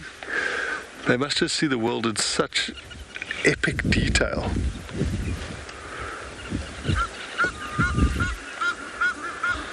I often would say, like, I'd love to be able to have, just for a day, be able to see like an eagle or a vulture, or have the smell of an elephant, or just to know what it's like. It's like a world we can't really fathom.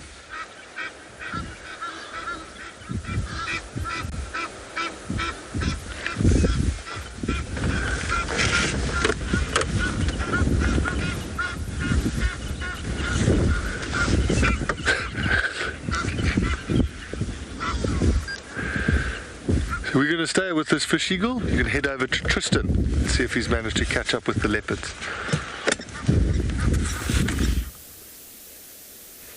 Well, I managed to catch up with these two, and shame she's trying to mate with him, but he's just not having any of it. And so what she's doing now is doing these submissive rolls in front of him, because I think she's pushing his button so far that he's getting upset. And obviously she needs to be a little bit careful, because if he lashes out at her, he's going to do some damage.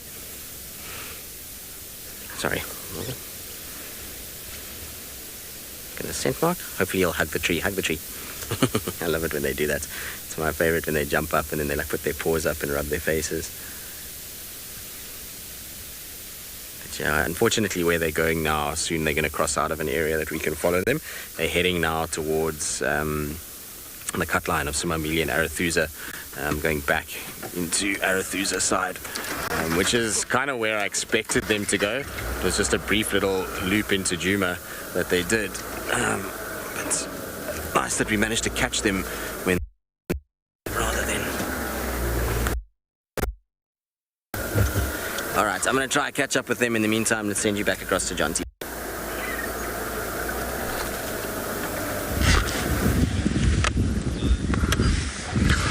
So Tristan still, it's very tough where he is, you know, for signal and for staying with those leopards while they're moving.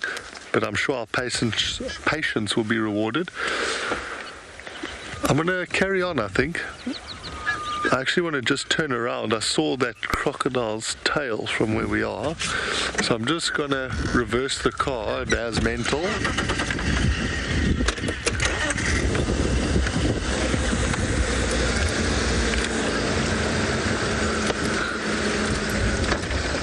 Let's see here. So the crocodile is not in its usual spot. It's kind of, well, I saw it, it's half in the water and half out.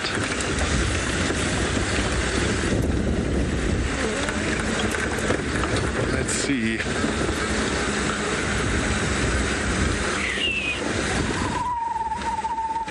Oh, it's opening its mouth.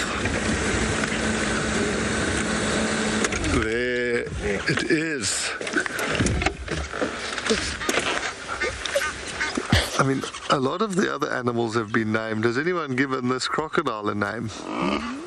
Because it gets seen pretty regularly.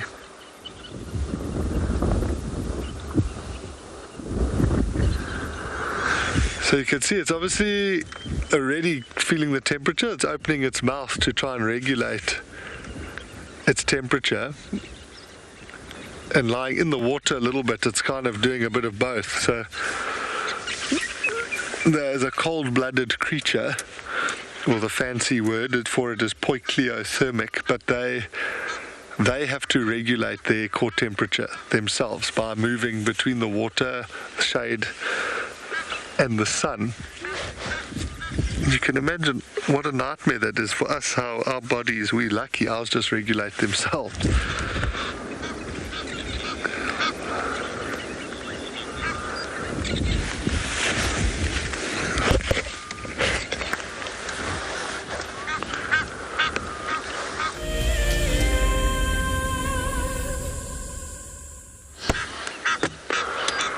So we are at Chitwa Dam, just enjoying these beautiful scenes and the sounds of these birds.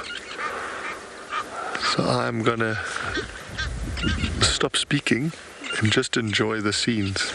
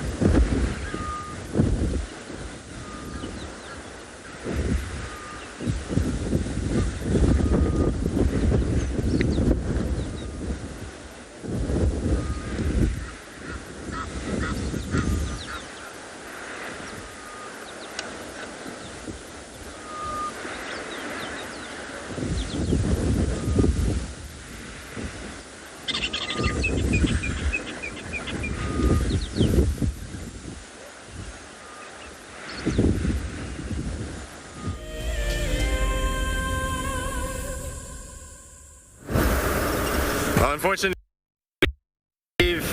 Tortoise Pan and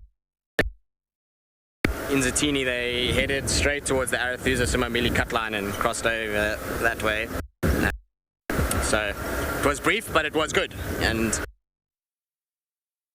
I have found them this morning, given it's the first drive back. It's a good omen, hopefully, for a good couple of weeks with lots of spots. Lots of spots. So let's see, I think it's just a stump, but I just want to make sure. Always good. Not another leopard on a termite mound, no, don't worry, Morgan. This is just a stump this time, don't stress. You can see it there. But it's always good, like early when we were driving, we kind of went past the termite mound and I looked and I was like, didn't really pay much attention, and then went kind of forward and I was like, I'm sure that's... Anyway, it seems like a few little gremlin boards.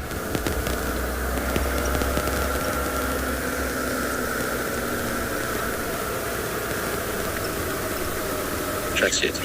Are you slacking there, bud? You changed. Have you thought that you're in?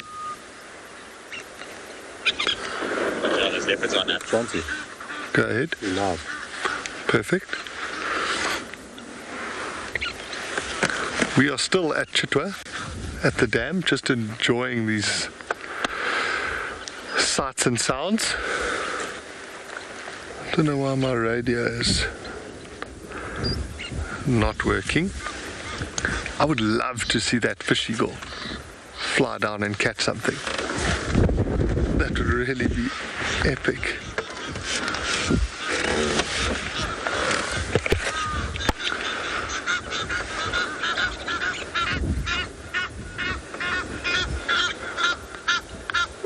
This dam is still crazy. There's so much water here. This time of year, you'd think it would be kind of like an absolute magnet of game coming down to drink. I'm sure during the day there'll be a whole bunch of animals coming down to drink.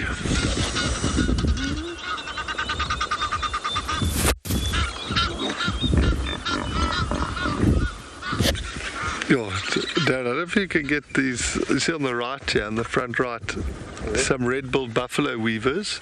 So pan to this first tree that's pushed over.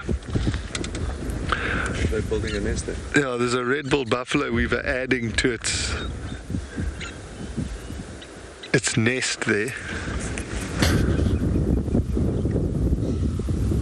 I mean, compared to the other weavers, their nests are quite messy things, but it's still crazy that they build them using a beak.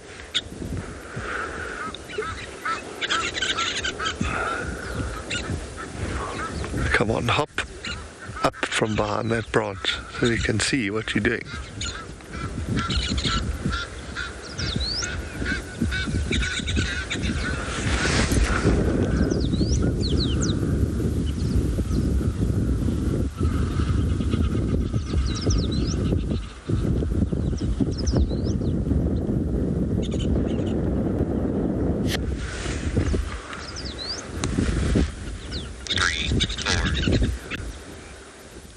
Oh, there we go. But now it doesn't. It must have already put it on. It had a huge branch.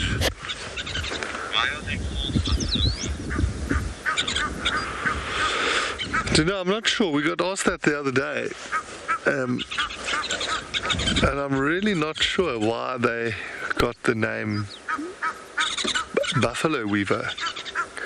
I'll have to do some more sort of scratching around and see if I can find out where that name originates from, but I'm really not sure.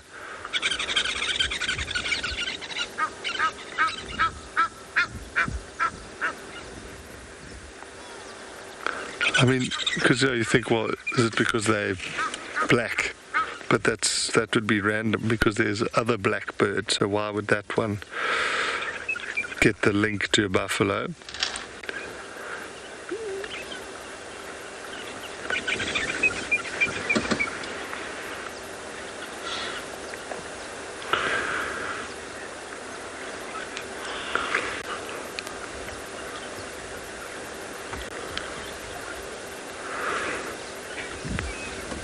I'm just having a look here. The name Bubalornis is a combination of the Greek word bubalos, meaning buffalo, and ornis, meaning bird. The genus got its name from the buffalo weaver's habit of following herds of African buffalo. Well, there we go. That's very awesome to learn something new.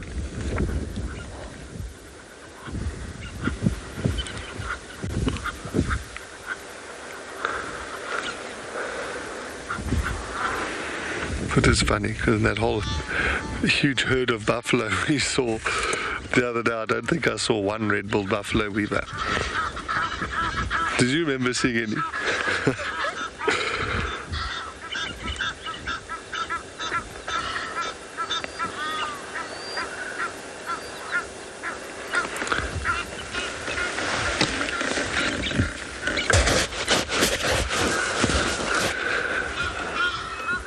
Well, maybe we should drive up, go across the dam wall, loop around, check that big open area behind the lodge, and come back down to the drainage line and see what's happening there. We'll leave these buffalo weavers and carry on. It's been really nice to sit here for a little bit and just take in the sights and sounds around the dam.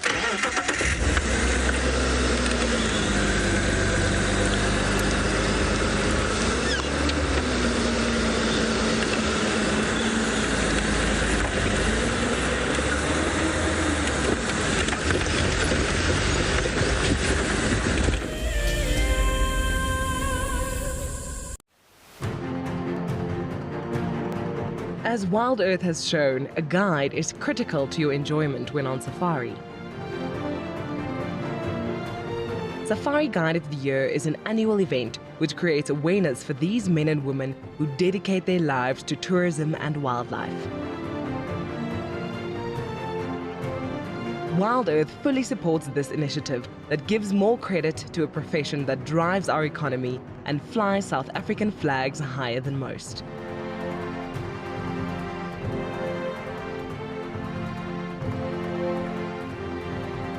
In the lead up to our live award ceremony, where the Safari Guide of the Year 2021 will be crowned, we are inviting all our viewers to join us for a special fireside chat.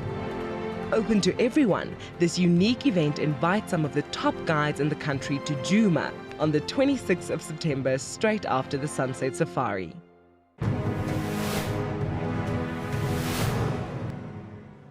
We had a very exciting start to our morning this morning. Today, it's our guided sunrise safari with Mike, and we started by looking at the moon through a telescope, which was incredible.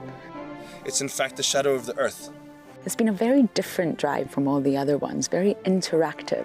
Your pigeal gland is something the hoopoes have in common. Hi.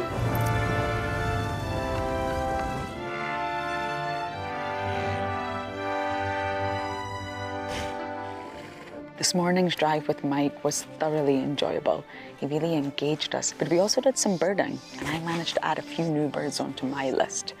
Overall, every single experience with all the competitors has been really incredible, but it's up to the judges now.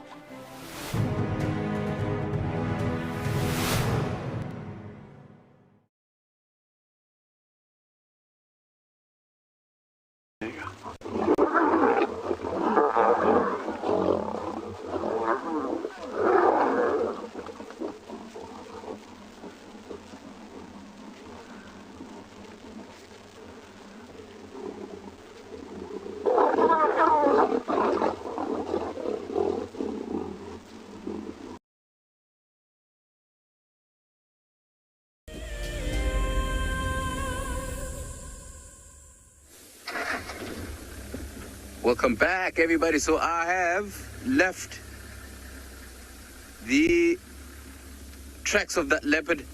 I mean, they're heading into an area that is very, very thick, so it'll be actually difficult to see the tracks getting in that area. But here I have a wild dog right in front of us. But We're just going to wait it out a little bit for this one particular vehicle to drive past, and then we'll show you guys in a moment. Yeah.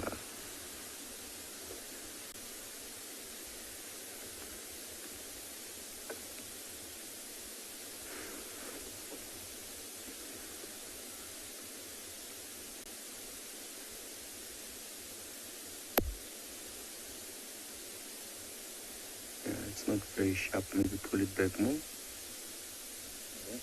No, more. No.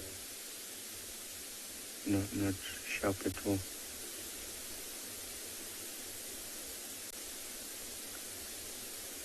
The grass is in front of it is sharp, but the actual animal at the back is not.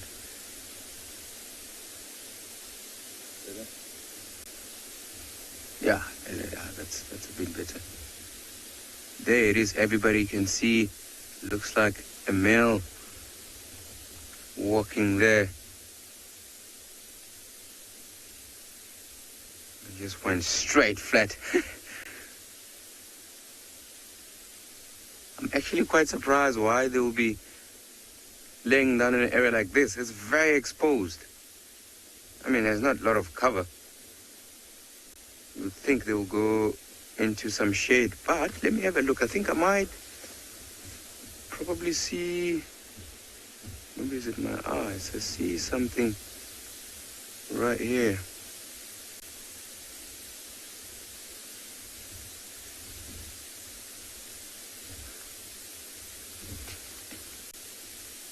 There we are. There's another one laying down there. So that means there might be multiple of these animals in the area. Oh, there's one standing up.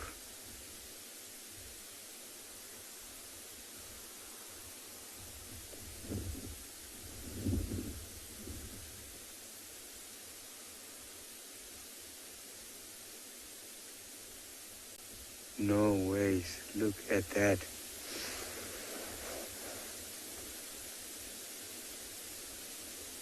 That is incredible.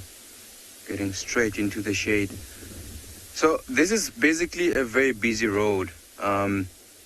Even though I would like us to spend as much time as we can with these animals, but the biggest issue here, we might have vehicles moving up and down right in front of us.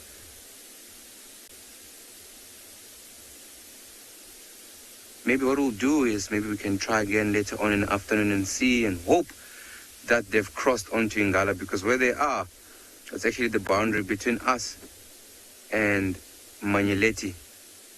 So I'm just hoping that they cross north into our property. But with that being said, I think let's leave these animals be. Otherwise, we're going to have a lot of vehicles in front of us. It's not going to be nice. All right. But at least we had a chance to keep up with these animals, which is quite nice. It looks like a very big pack, though, I think, even though there's only 3 that I saw.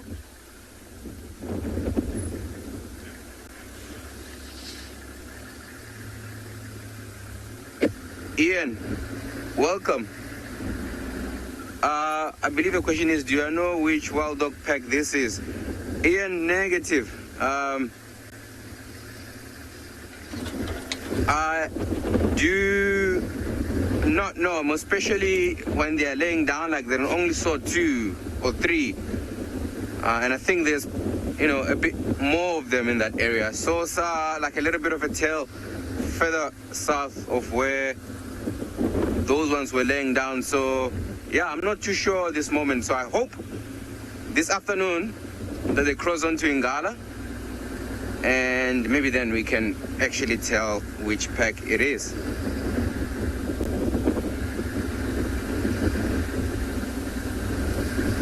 Yeah, that was a nice find there by the boundary.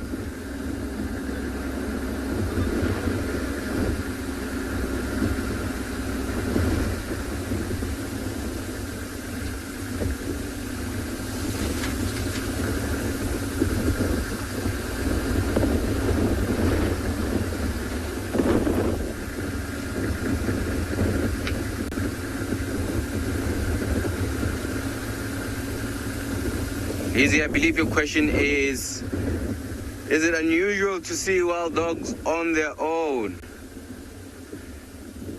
Yeah, it is unusual because wild dogs, they are more of, social animals, and they live in packs. So yeah, it is very, very unusual to see one on its own. Which is why at first when I saw that one member of the pack, I was thinking, this is not right. And then all of a sudden another one stood up, and then, I saw the other one laying down. I was like, okay, that looks about right. Because they're always in packs.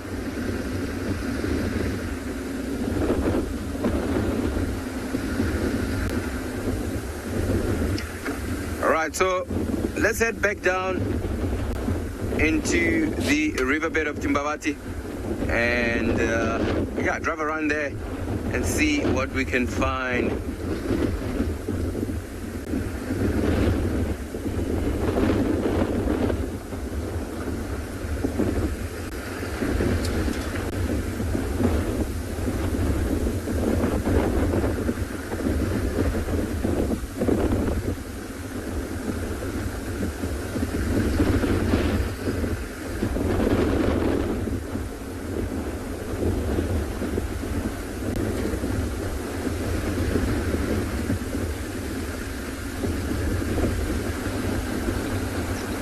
Hopefully we can keep up with our elephants, or the elephants that get attracted by that area. That'll be quite nice.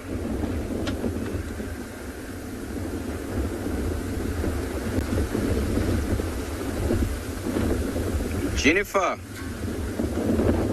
welcome.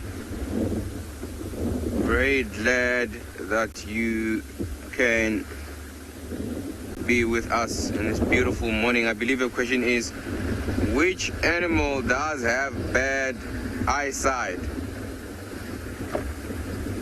I wouldn't say bad per se. I would just say more of like, most of these animals are sharp, in terms of their senses, sight, smell, hearing.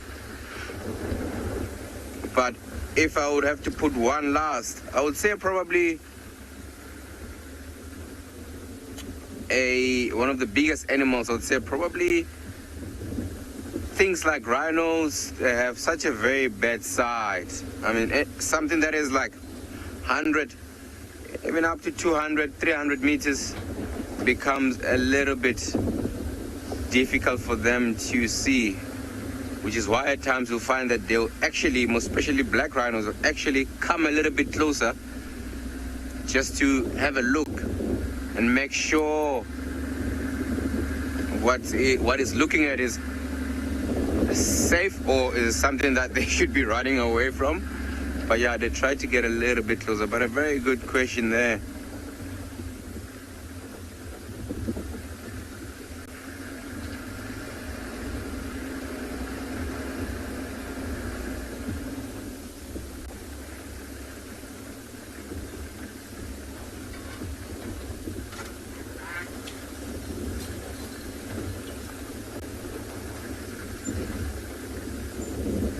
Alright, so here we are in the riverbed, and then we're gonna basically cut through and head east and see if we can keep up with some elephants.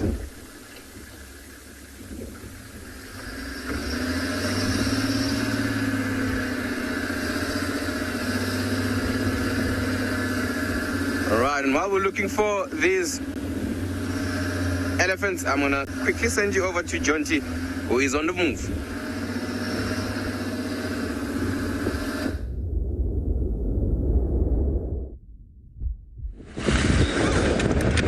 Good luck, Trico. I'm just gonna stop here.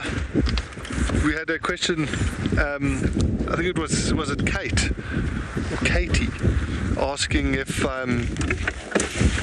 like a scary story that Katie. So, I've had a couple of scary little things that have happened. Once at Phinda, I was driving from Zuka Lodge, which is, you would kind of go there, stay there, drive the guests, and you were kind of at this whole sole use lodge. And where we used to park the vehicles was, I don't know, I can't remember, like maybe 80 or 90 meters from where the lodge was. So this was at night time. I dropped the guests off, and then I said, I'm just going to go park the car. I'll come back and, go join them for dinner or a drink or whatever it was. And it's bad because when we live in these places, we often get very blasé or very relaxed. And I was walking the 90 meters in the dark, and I was looking at at that stage it was the phase of BlackBerry phones. I was looking at my BlackBerry Messenger, and I was walking and not paying attention to anything. And all of a sudden, an impala, I heard running, and then, like in the dim, dark light, this impala just stopped right next to me and looked away from me into the dark and started alarm calling. And that is very weird. Impala wouldn't come and stand next to a person if there wasn't something wrong. So now I was thinking, jeepers, what is this impala doing? And then the impala bolts off and runs away. And now I've got maybe 40 meters to go to get back to the lodge where it was inside a fence, where it was kind of safe. And I picked up my BlackBerry and I put the torch on, and I shone out into the dark. And the worst thing imaginable, there were 9 lions that were busy walking. That's what the impala had run away from. And it was so scary. So you can imagine a cell phone light, how far it shines, not far at all.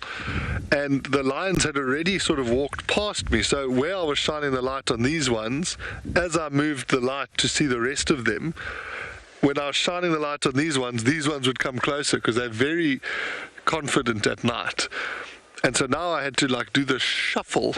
With each time I was moving the torch, the lions that weren't in the torch were coming closer and closer.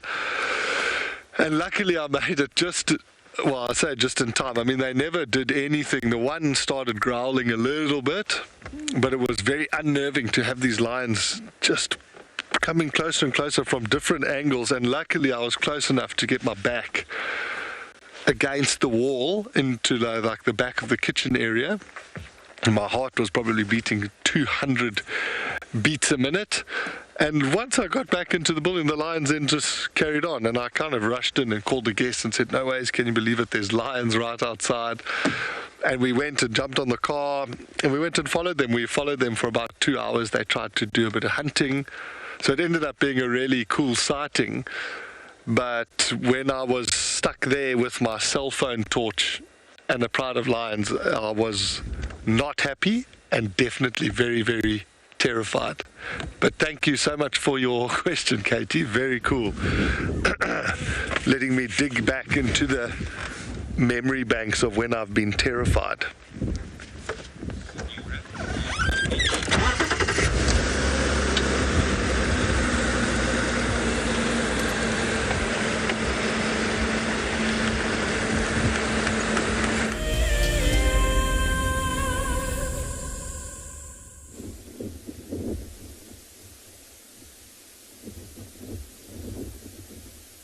Welcome back, everybody.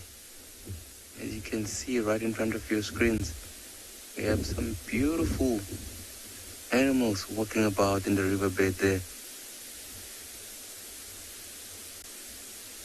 foraging, looking for food.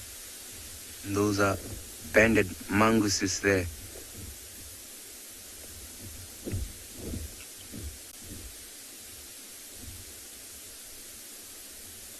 Things they will be looking for are your insects, lizards, even some snakes. They will definitely catch and feed on.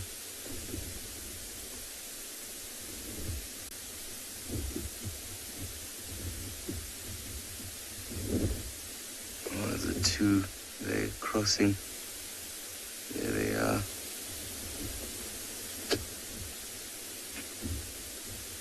Pretty cool little animals, eh?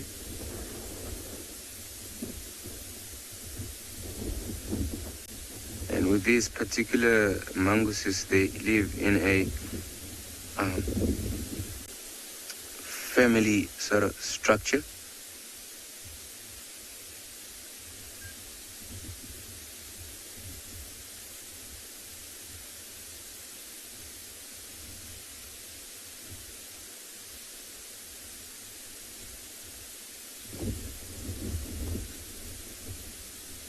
Bypassing 2 elephant bulls.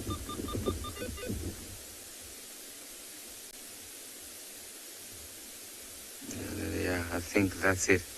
Just disappeared in the bushes there. So yeah, I think we're gonna continue down this river bit, and we'll be looking for our elephants.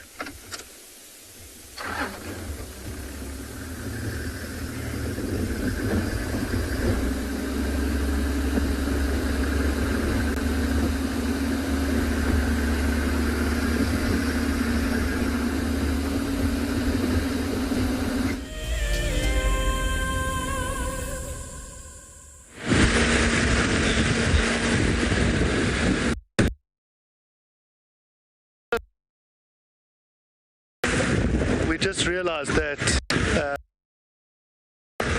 so I just saw some tracks here. I just want to double check. A cloth that we used to wipe the camera lens has fallen off back at the dam, so we just want to go back and fetch it. We definitely don't want to be leaving bits of cloth around. So I'm just going to loop around back to Chitwa Dam where we were viewing that big crocodile earlier. So we're looking for animals and a red cloth.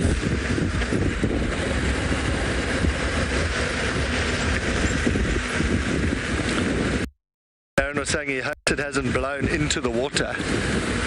I hope it hasn't either, because I don't know if I'm going to jump in there to go and get it. That's your job, Darren.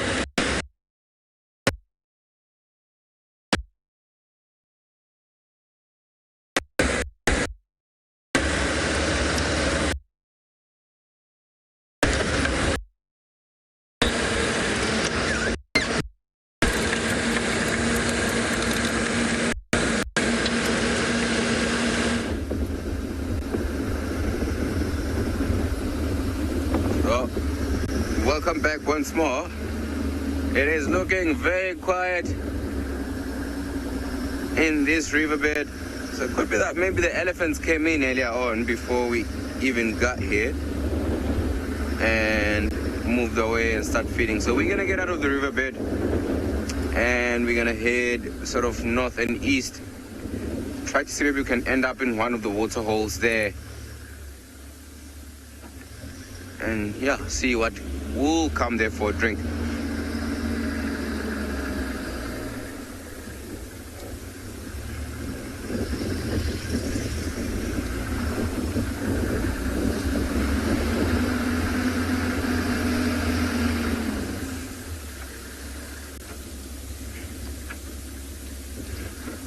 Trying to take this vehicle.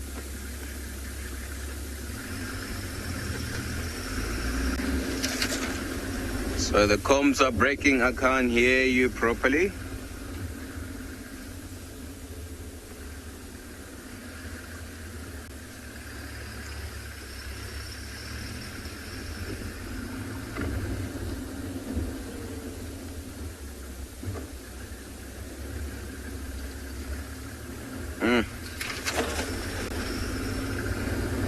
I think I'm gonna drive another 200 meters because it sounds like communications are breaking from where I am. Maybe another few more meters, it'll be better, and then I can take the questions.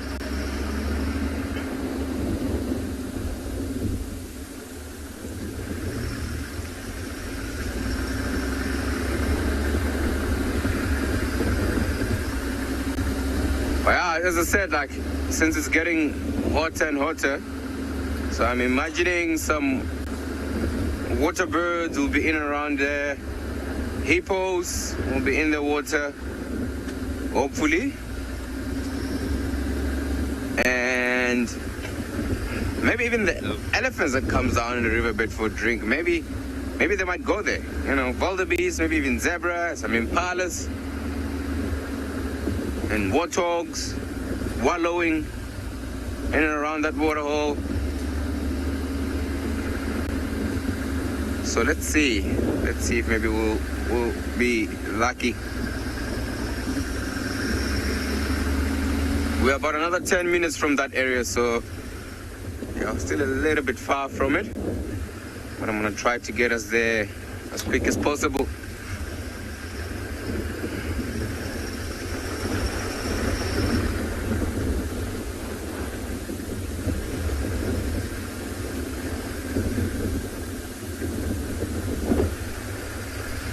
Jade, welcome Jade. I believe your question is, what animal can survive longer without water? That's a very good question there, Jade. I mean, surprisingly enough, you know, most of these animals can actually survive a little bit longer, but remember, there are some certain animals that are water dependent. They will never ever go a day without going into the water hole. Things like water bugs, you know, they are water dependent animals. I think with them, they will probably struggle a lot without water. Hippos, you know, I mean, they live in the water, so definitely if there's no water around, they will obviously die, so they wouldn't survive that long. But the other things, like the animals that browse, right, they might probably live longer, because remember, even if there's no water, you know, in the early mornings we have dew, you know, that will be on the trees and in the grass. So these animals can take advantage of that while they're feeding on the leaves. They get the moisture as well. But a very fantastic question there, Jade.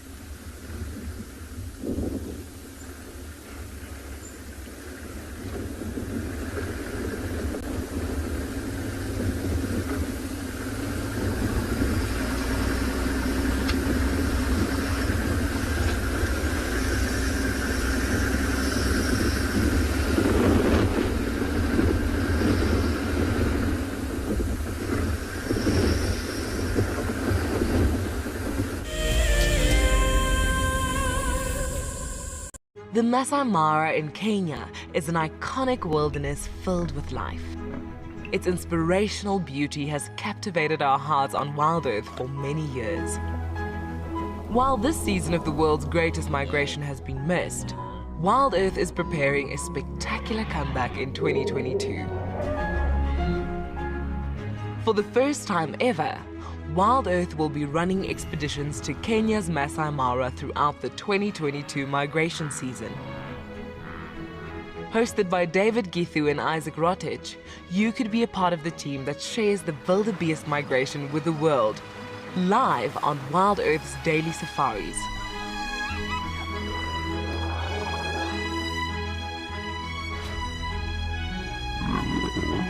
If you're interested, then head over to our website to find out more.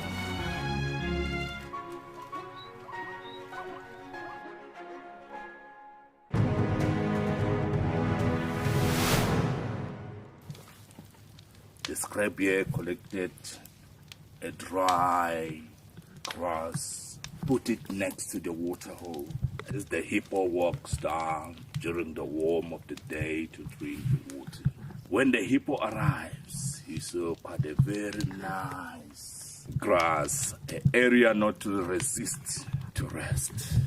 And when the hippo went down to drink the water, and when finished the water, he just lied down on the grass. And then, that was the opportunity of the scrappy. You know what? Today is my day to pay revenge.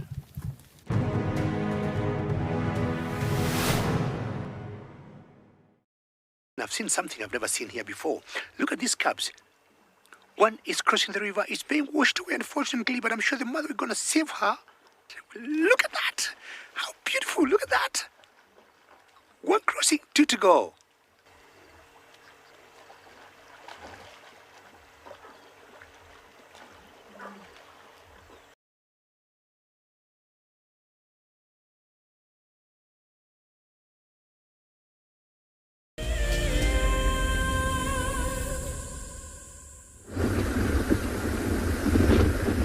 Welcome back, everybody. So we are almost close to our waterhole, and as I said earlier on, I'm quite excited to see what we will find there.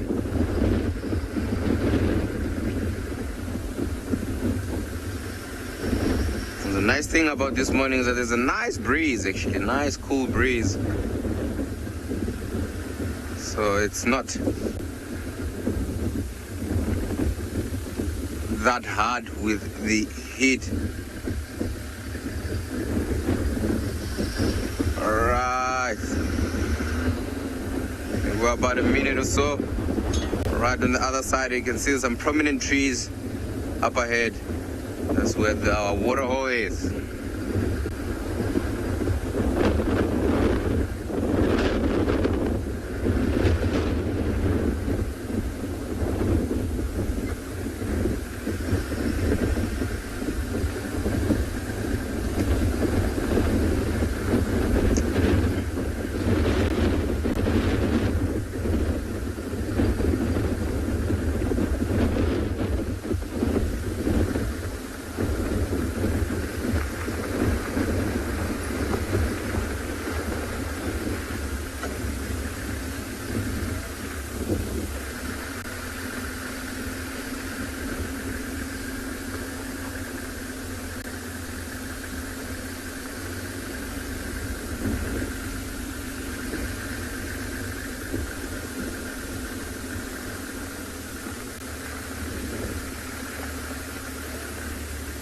All right, it looks like there is already some guests that have stopped for a break. So I am not gonna disrupt their break. So we're going to move away from this area.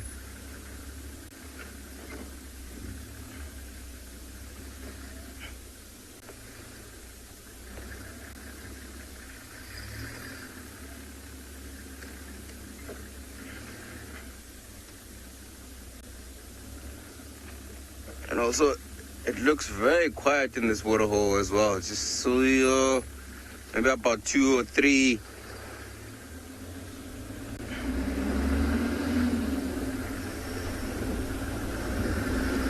Yeah, so I just saw 2 or 3 Egyptian goose there. All right, I believe it's Mandy. You're asking me what is the most funniest moment of me being here as a guide.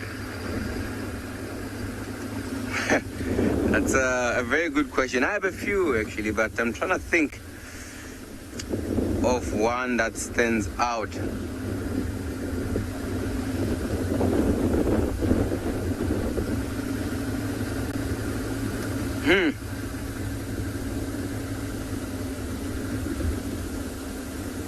I think the funniest moment.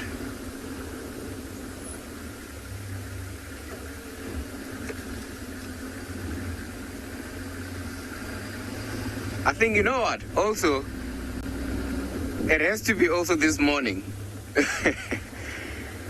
You know, can you imagine, you know, we're tracking this leopard, and we have the tracks of this leopard. And you know, so there's one road that goes straight and there's another one that connects to it and loops around, right? So we're following these tracks, all right? And then we loop around and then onto the other track and we lose the tracks, all right? And I'm thinking, in between there in that area, the leopard was possibly just looking at us. And here's the reason why. Because by the time we looked back onto the same road, we realized the tracks of that leopard actually walked right on top of our vehicle tracks. So the leopard was basically, even possibly just behind us, following us while we're driving. And because we, didn't actually look backwards, we didn't see it. So I'm thinking it was possibly just behind us. So I would say that was quite funny. That was really, really funny, actually.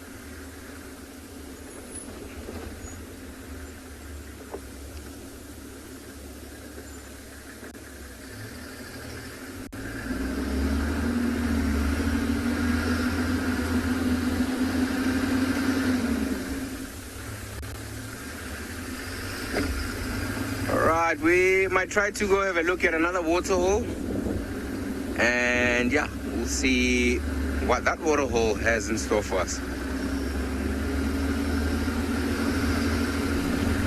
Calling all WildEarth explorers, we have a new and frankly awesome travel prize for you to win. andBeyond Phinda Private Game Reserve encompasses an impressive 28,000 hectares of protected wildlife land in KwaZulu-Natal, South Africa. As you have seen on WildEarth, andBeyond Phinda showcases one of the continent's finest game viewing experiences and is well known for close-up sightings of the elegant yet elusive cheetah as well as the rare black rhino.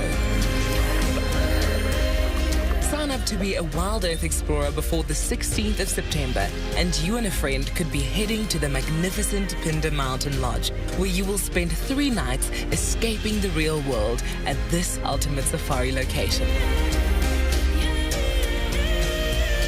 WildEarth explorers, it's in your nature. How's it, everyone? Welcome back with John T and Darren here at Djuma. So we've crossed out of Chitwa. We're also going to be heading towards another dam. We want to go check Buffelshoek Dam. Haven't been there this morning. Interesting to see what's happened there. Yeah, but like Trico's saying, sometimes when you're tracking, especially leopards, you'll be tracking, and sometimes you come around in a loop and you find the leopard's tracks on top of yours. And then you just know it's playing games with you.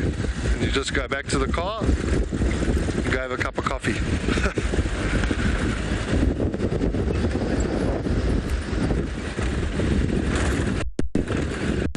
Hey Impala. Sorry.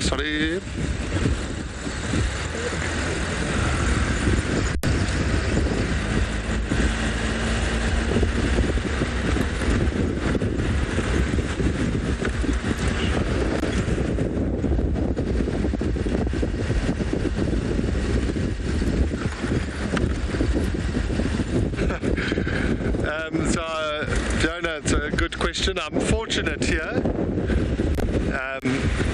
because they obviously do give you a map, and nowadays you get such good apps on your phones that show you where you are the whole time. It almost feels like cheating. But I suppose just from driving around every day on all these roads, you do get to know them pretty quickly. Like I'd say now on Djuma, I'd be pretty confident on Djuma to know where I am. I might not remember every single road name. That's what's tough, is that every road has a name. So part of the training that we did was we went for 10 days, we would walk. They dropped us off every morning, and they used to call them exposure walks. So they drop you off in the morning and you just have a backpack with some food, water, some books and your binoculars, a radio, and then they'd give you routes to walk. So you would basically learn the property on foot. And then they would ask you, they would kind of do like a debrief at the end of the day on I remember my first debrief, they were so irritated with me because I approached it as if we just had to complete the walk. So I just like walked the route at speed and didn't really pay attention. And then the guys would ask me, on this road, when you enter the drainage line, what is the tree on the northern side of the drainage line? Or how many vultures' nests were along this road? And so you had to sort of pay attention to that sort of stuff. And then that helped when we actually started driving around, because then you had these specific landmarks on the roads, and that is what we use, the same way that you will know if I asked you to direct me around your town, to the nearest restaurant or whatever it is, you would tell me, drive down this street, there'll be this building on the corner, look for that, turn right, turn left.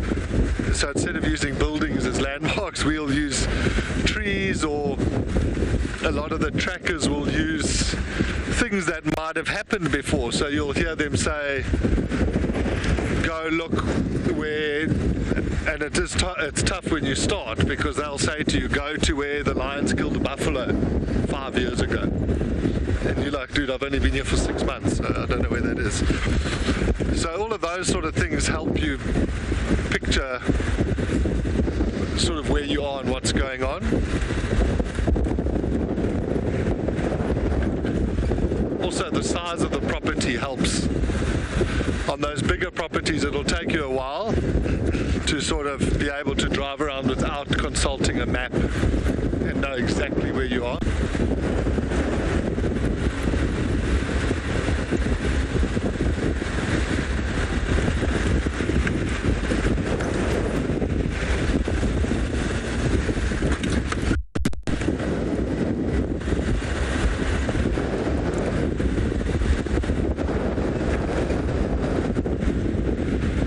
We're just going to carry on along this boundary and we'll turn in.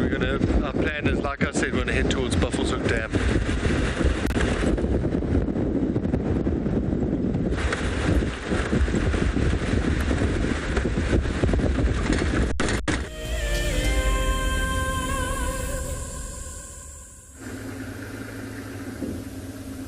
Welcome back, everybody. We're just going to have a look at this area here. There's a tiny waterhole here. Hoping there's still a bit of water left. Last time it was getting nice and drier.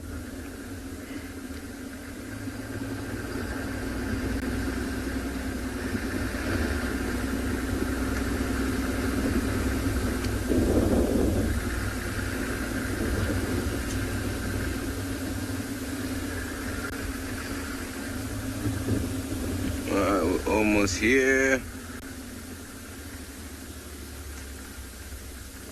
Well, looking very dry. Not even a tiny bit of water left.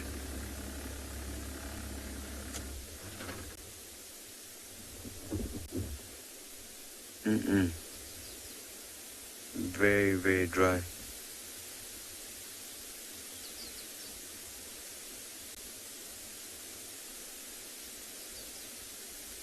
All right, let's keep on moving.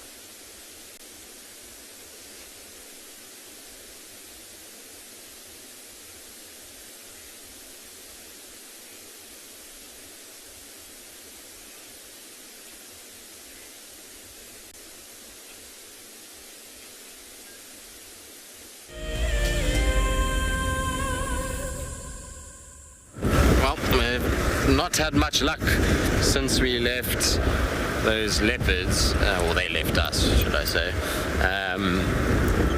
It's been pretty quiet since then. We've just been bumbling around. I went and checked like Rubbing Post Dam because there was reports of buffalo somewhere around that area, but we didn't find any signs or fresh signs of the herd.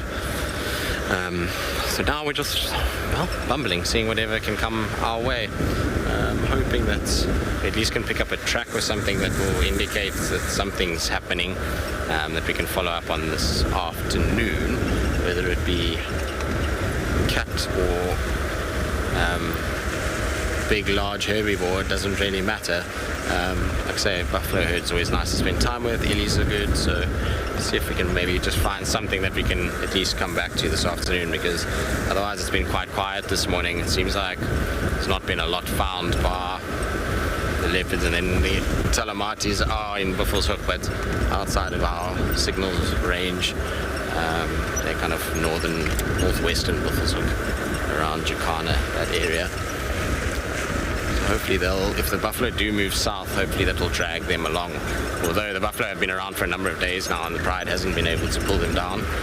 They just badly injured one a few nights ago, but other than that, they haven't really managed to... Oh, hello, boy.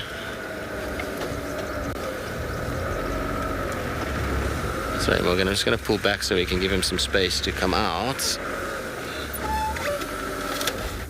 There's a big elephant with a lot of attitude in his walk already. He's got that bull elephant bounce that a lot of them have.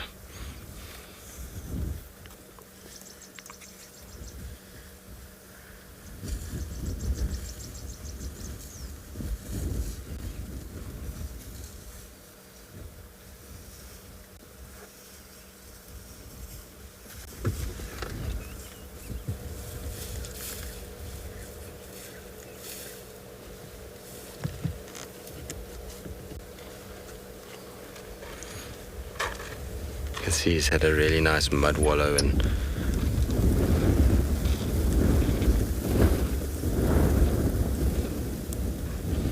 and swim by the looks of things. Those warm days like this, the bulls do this. They try and cover themselves as much as possible in prep for the heat of the day. It's just a nice cooling layer that they've added to their skin. And those of you that watch the dam cam, I would look out for this fella, because he's going to definitely be around at some point. He's heading straight down towards the dam. I'm sure he'll make an appearance there at some point.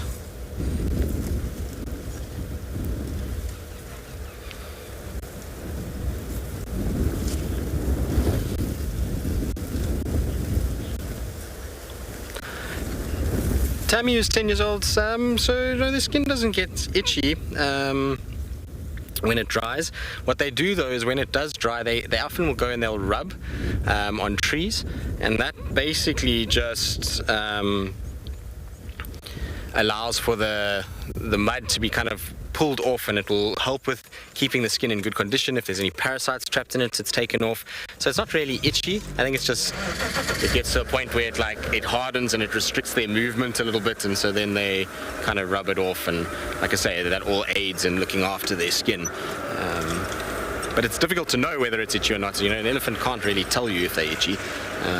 They have to just pretty much go about their business without being able to say what they mean. So I'm not 100% sure, actually. It's probably the best answer. It would be nice if we could ask one and it could tell us. A little bumpy down here.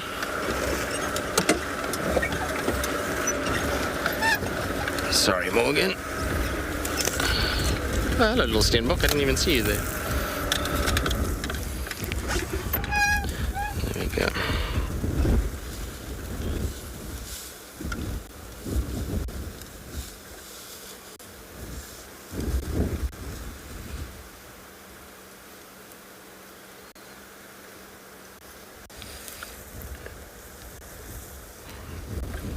Very, very cool to see these big bulls. I love big bull elephants. They're one of my favorite creatures out here. You can imagine how many stories this animal could tell, how many times it's managed to come across all the different things that are out here, all the rarities.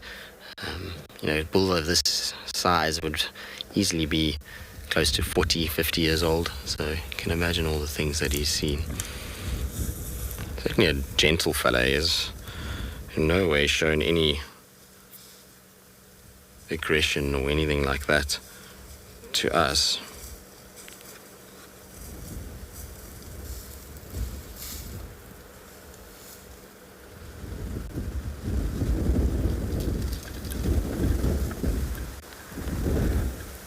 He's just feeding gently. I think it's after Mudwallow is just doing a bit of displacement feeding now because he's busy watching us more than anything else. And there's a big wind that's blowing. And I wonder if our scent isn't swirling towards him. So he's kind of like pretending like he's feeding, but a lot of his interest is actually in us at the moment.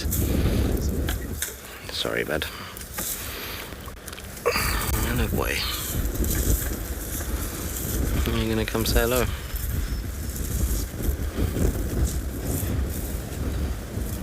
You can see his trunk is working. He's sniffing around. He's sniffing exactly where that little steenbok was lying. I don't feel so bad now because if it wasn't us, it was going to be the elephant that was going to disturb that steenbok anyway. So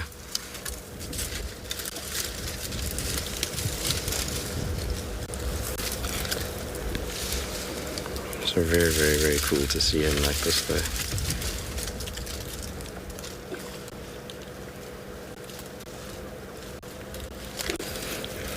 Even hear him feeding. I remember earlier we were talking about elephants and saying that they've been hanging around the fire breaks feeding off the bush willows that have got a flourish of green. So that's exactly what I was referring to. They're making use of it. There's Kuru are doing it as well at the moment. Anything that's kind of eats leaves is spending time on these firebreak areas just because these have greened up before anything else, and it's so desolate and dry. You can imagine how nice this must be for them when they find a little green bush. Okay, but you don't have to throw mud on me. I see you there. Do you want me to move back for you? It's looking warm. Yeah, I just thought we needed a little mud splattering. It's Jonty's mate. Going to be mud bathing together this afternoon, are you two? Amazing how delicate they are. You can see how it's picking up tiny little forbs. Sorry, bud.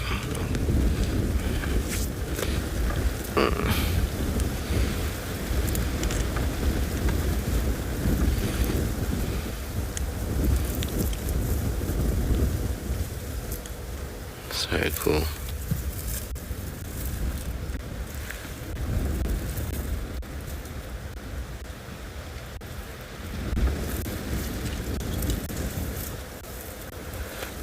I love watching the trunk and how it works, all the movement in it and the lengthening, shortening, curling. An incredible apparatus that they have.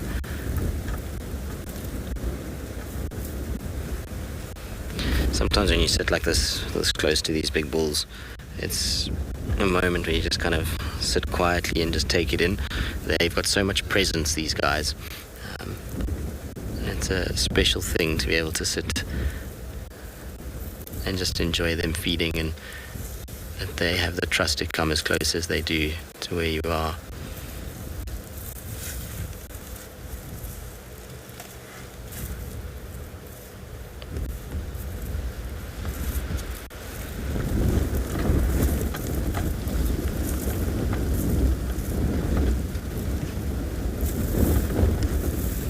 Hello, boy. You might have noticed he's only got one tusk as well. The other one looked like it's broken in the lip line, so that won't ever emerge again once it gets damaged in above the lip line. It's generally the root of the tooth is damaged, and so there's no more growth that will take place.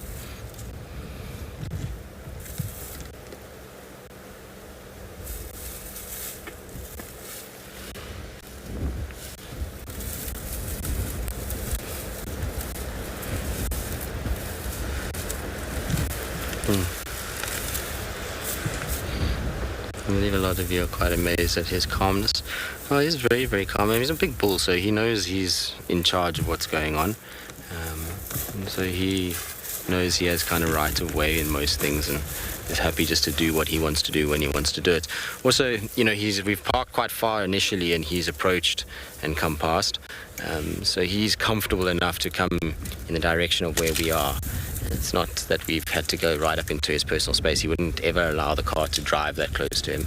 But if he decides, and you can see there's no aggression in his behavior at all, there's no ears that are being shaken, there's no tail that's erect, he's not rocking back and forth on the front leg, his trunk is not even kind of turned towards us a lot of the time, he's just doing Ellie things.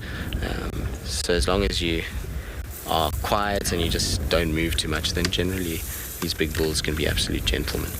All right, well, we'll continue to sit with him and see what he gets up to. I'm sure he's going to disappear into this drainage line at some point, but we'll stay with him while we can.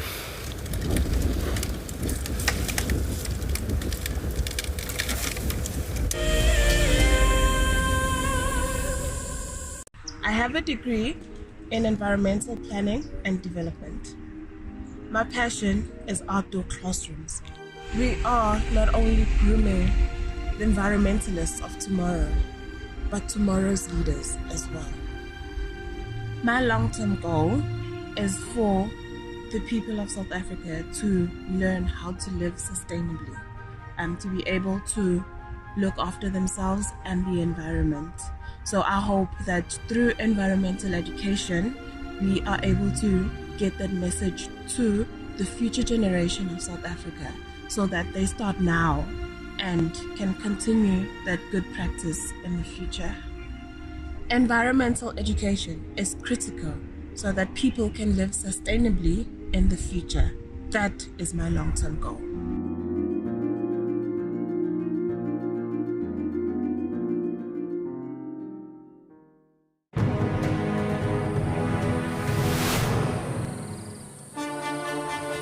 It's day one of the annual South African Guide of the Year competition, and our first foot into this competition this morning is all about tracks and signs.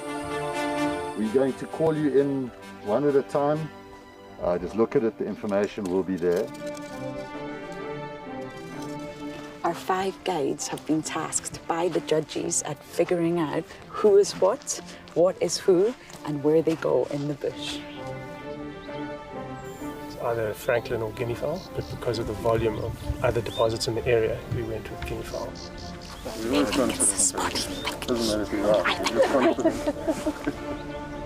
Detailing the surrounding that you need to look out for tracks.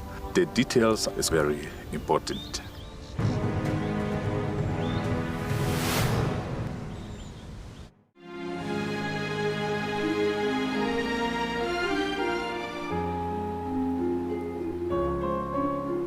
You are cheeky. That was a brave decision. Amber Eyes is... Oh. That is so magic. That was absolutely wonderful. Amber Eyes just gave that cub an enormous hug. Expect the unexpected here on WildEarth daily.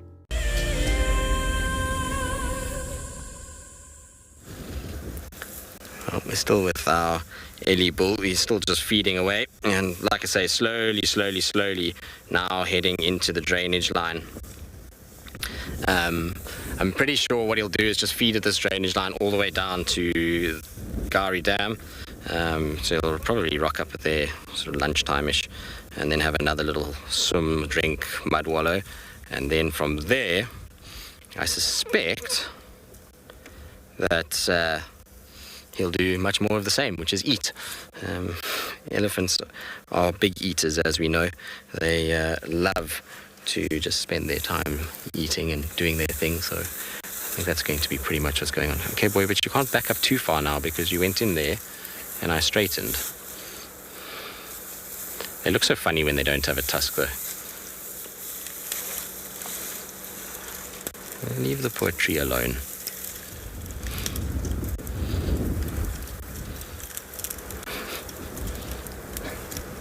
What are you doing? Maybe got an itchy little chin that needs scratching. Poor bush willows, not having a good morning.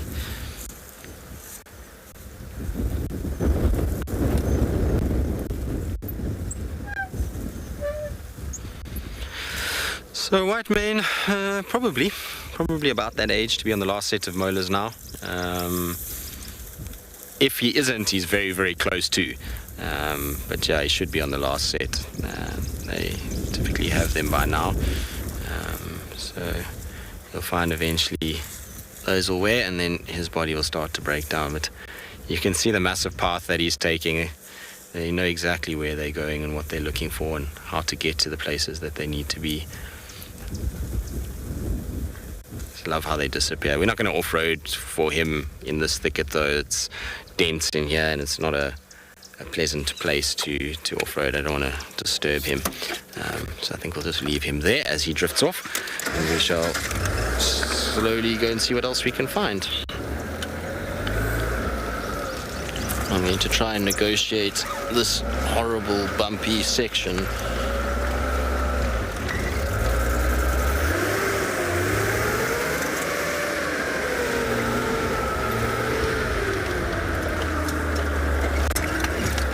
In reverse. And with no power steering. It's going to be good. I forgot what the days were like of no power steering. Feels like it's a long time since that's been the case in this world. Good old Wendy. There's a reason why I don't like driving this car, Morgan.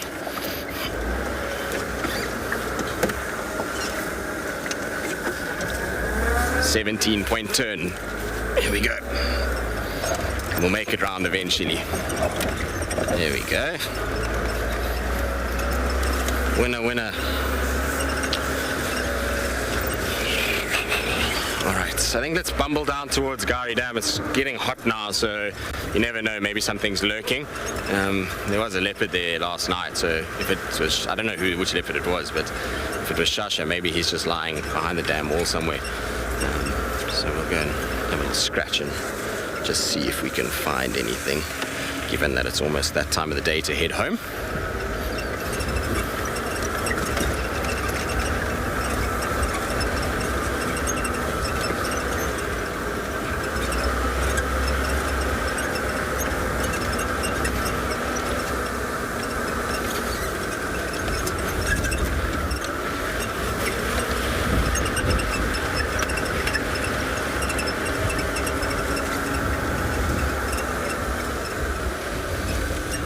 Hyena tracks here.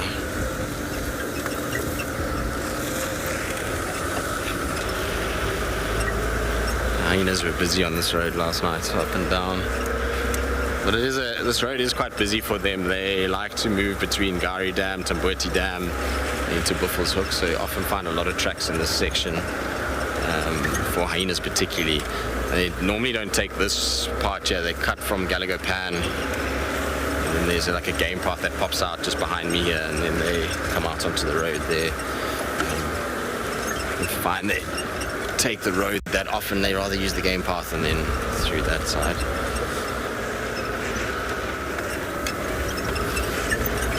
Actually come and check this old hyena den and see if there's anything happening there.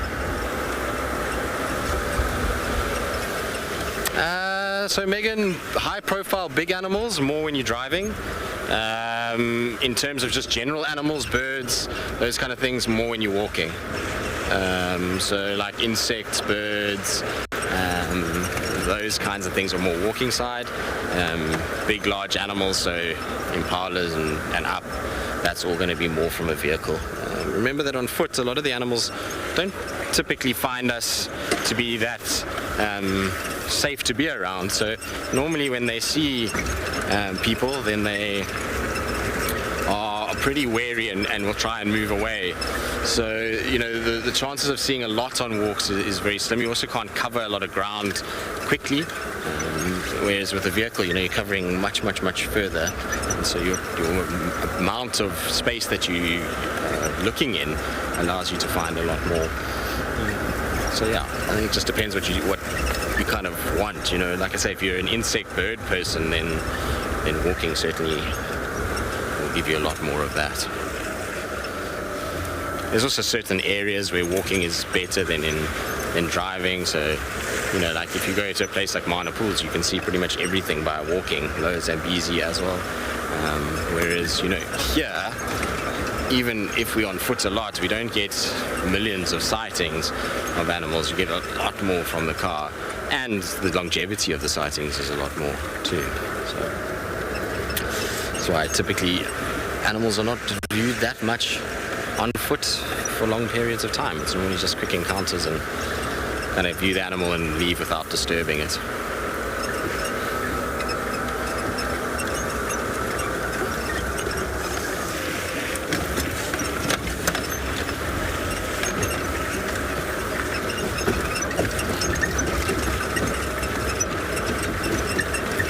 See, they've been trying to fix the roads here.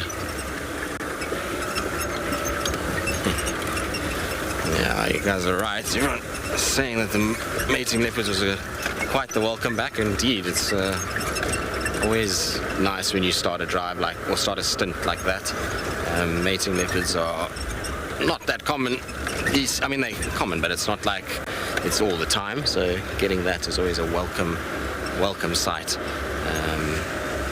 in any day. So super happy about that. It's nice to start that way. Hopefully it will continue.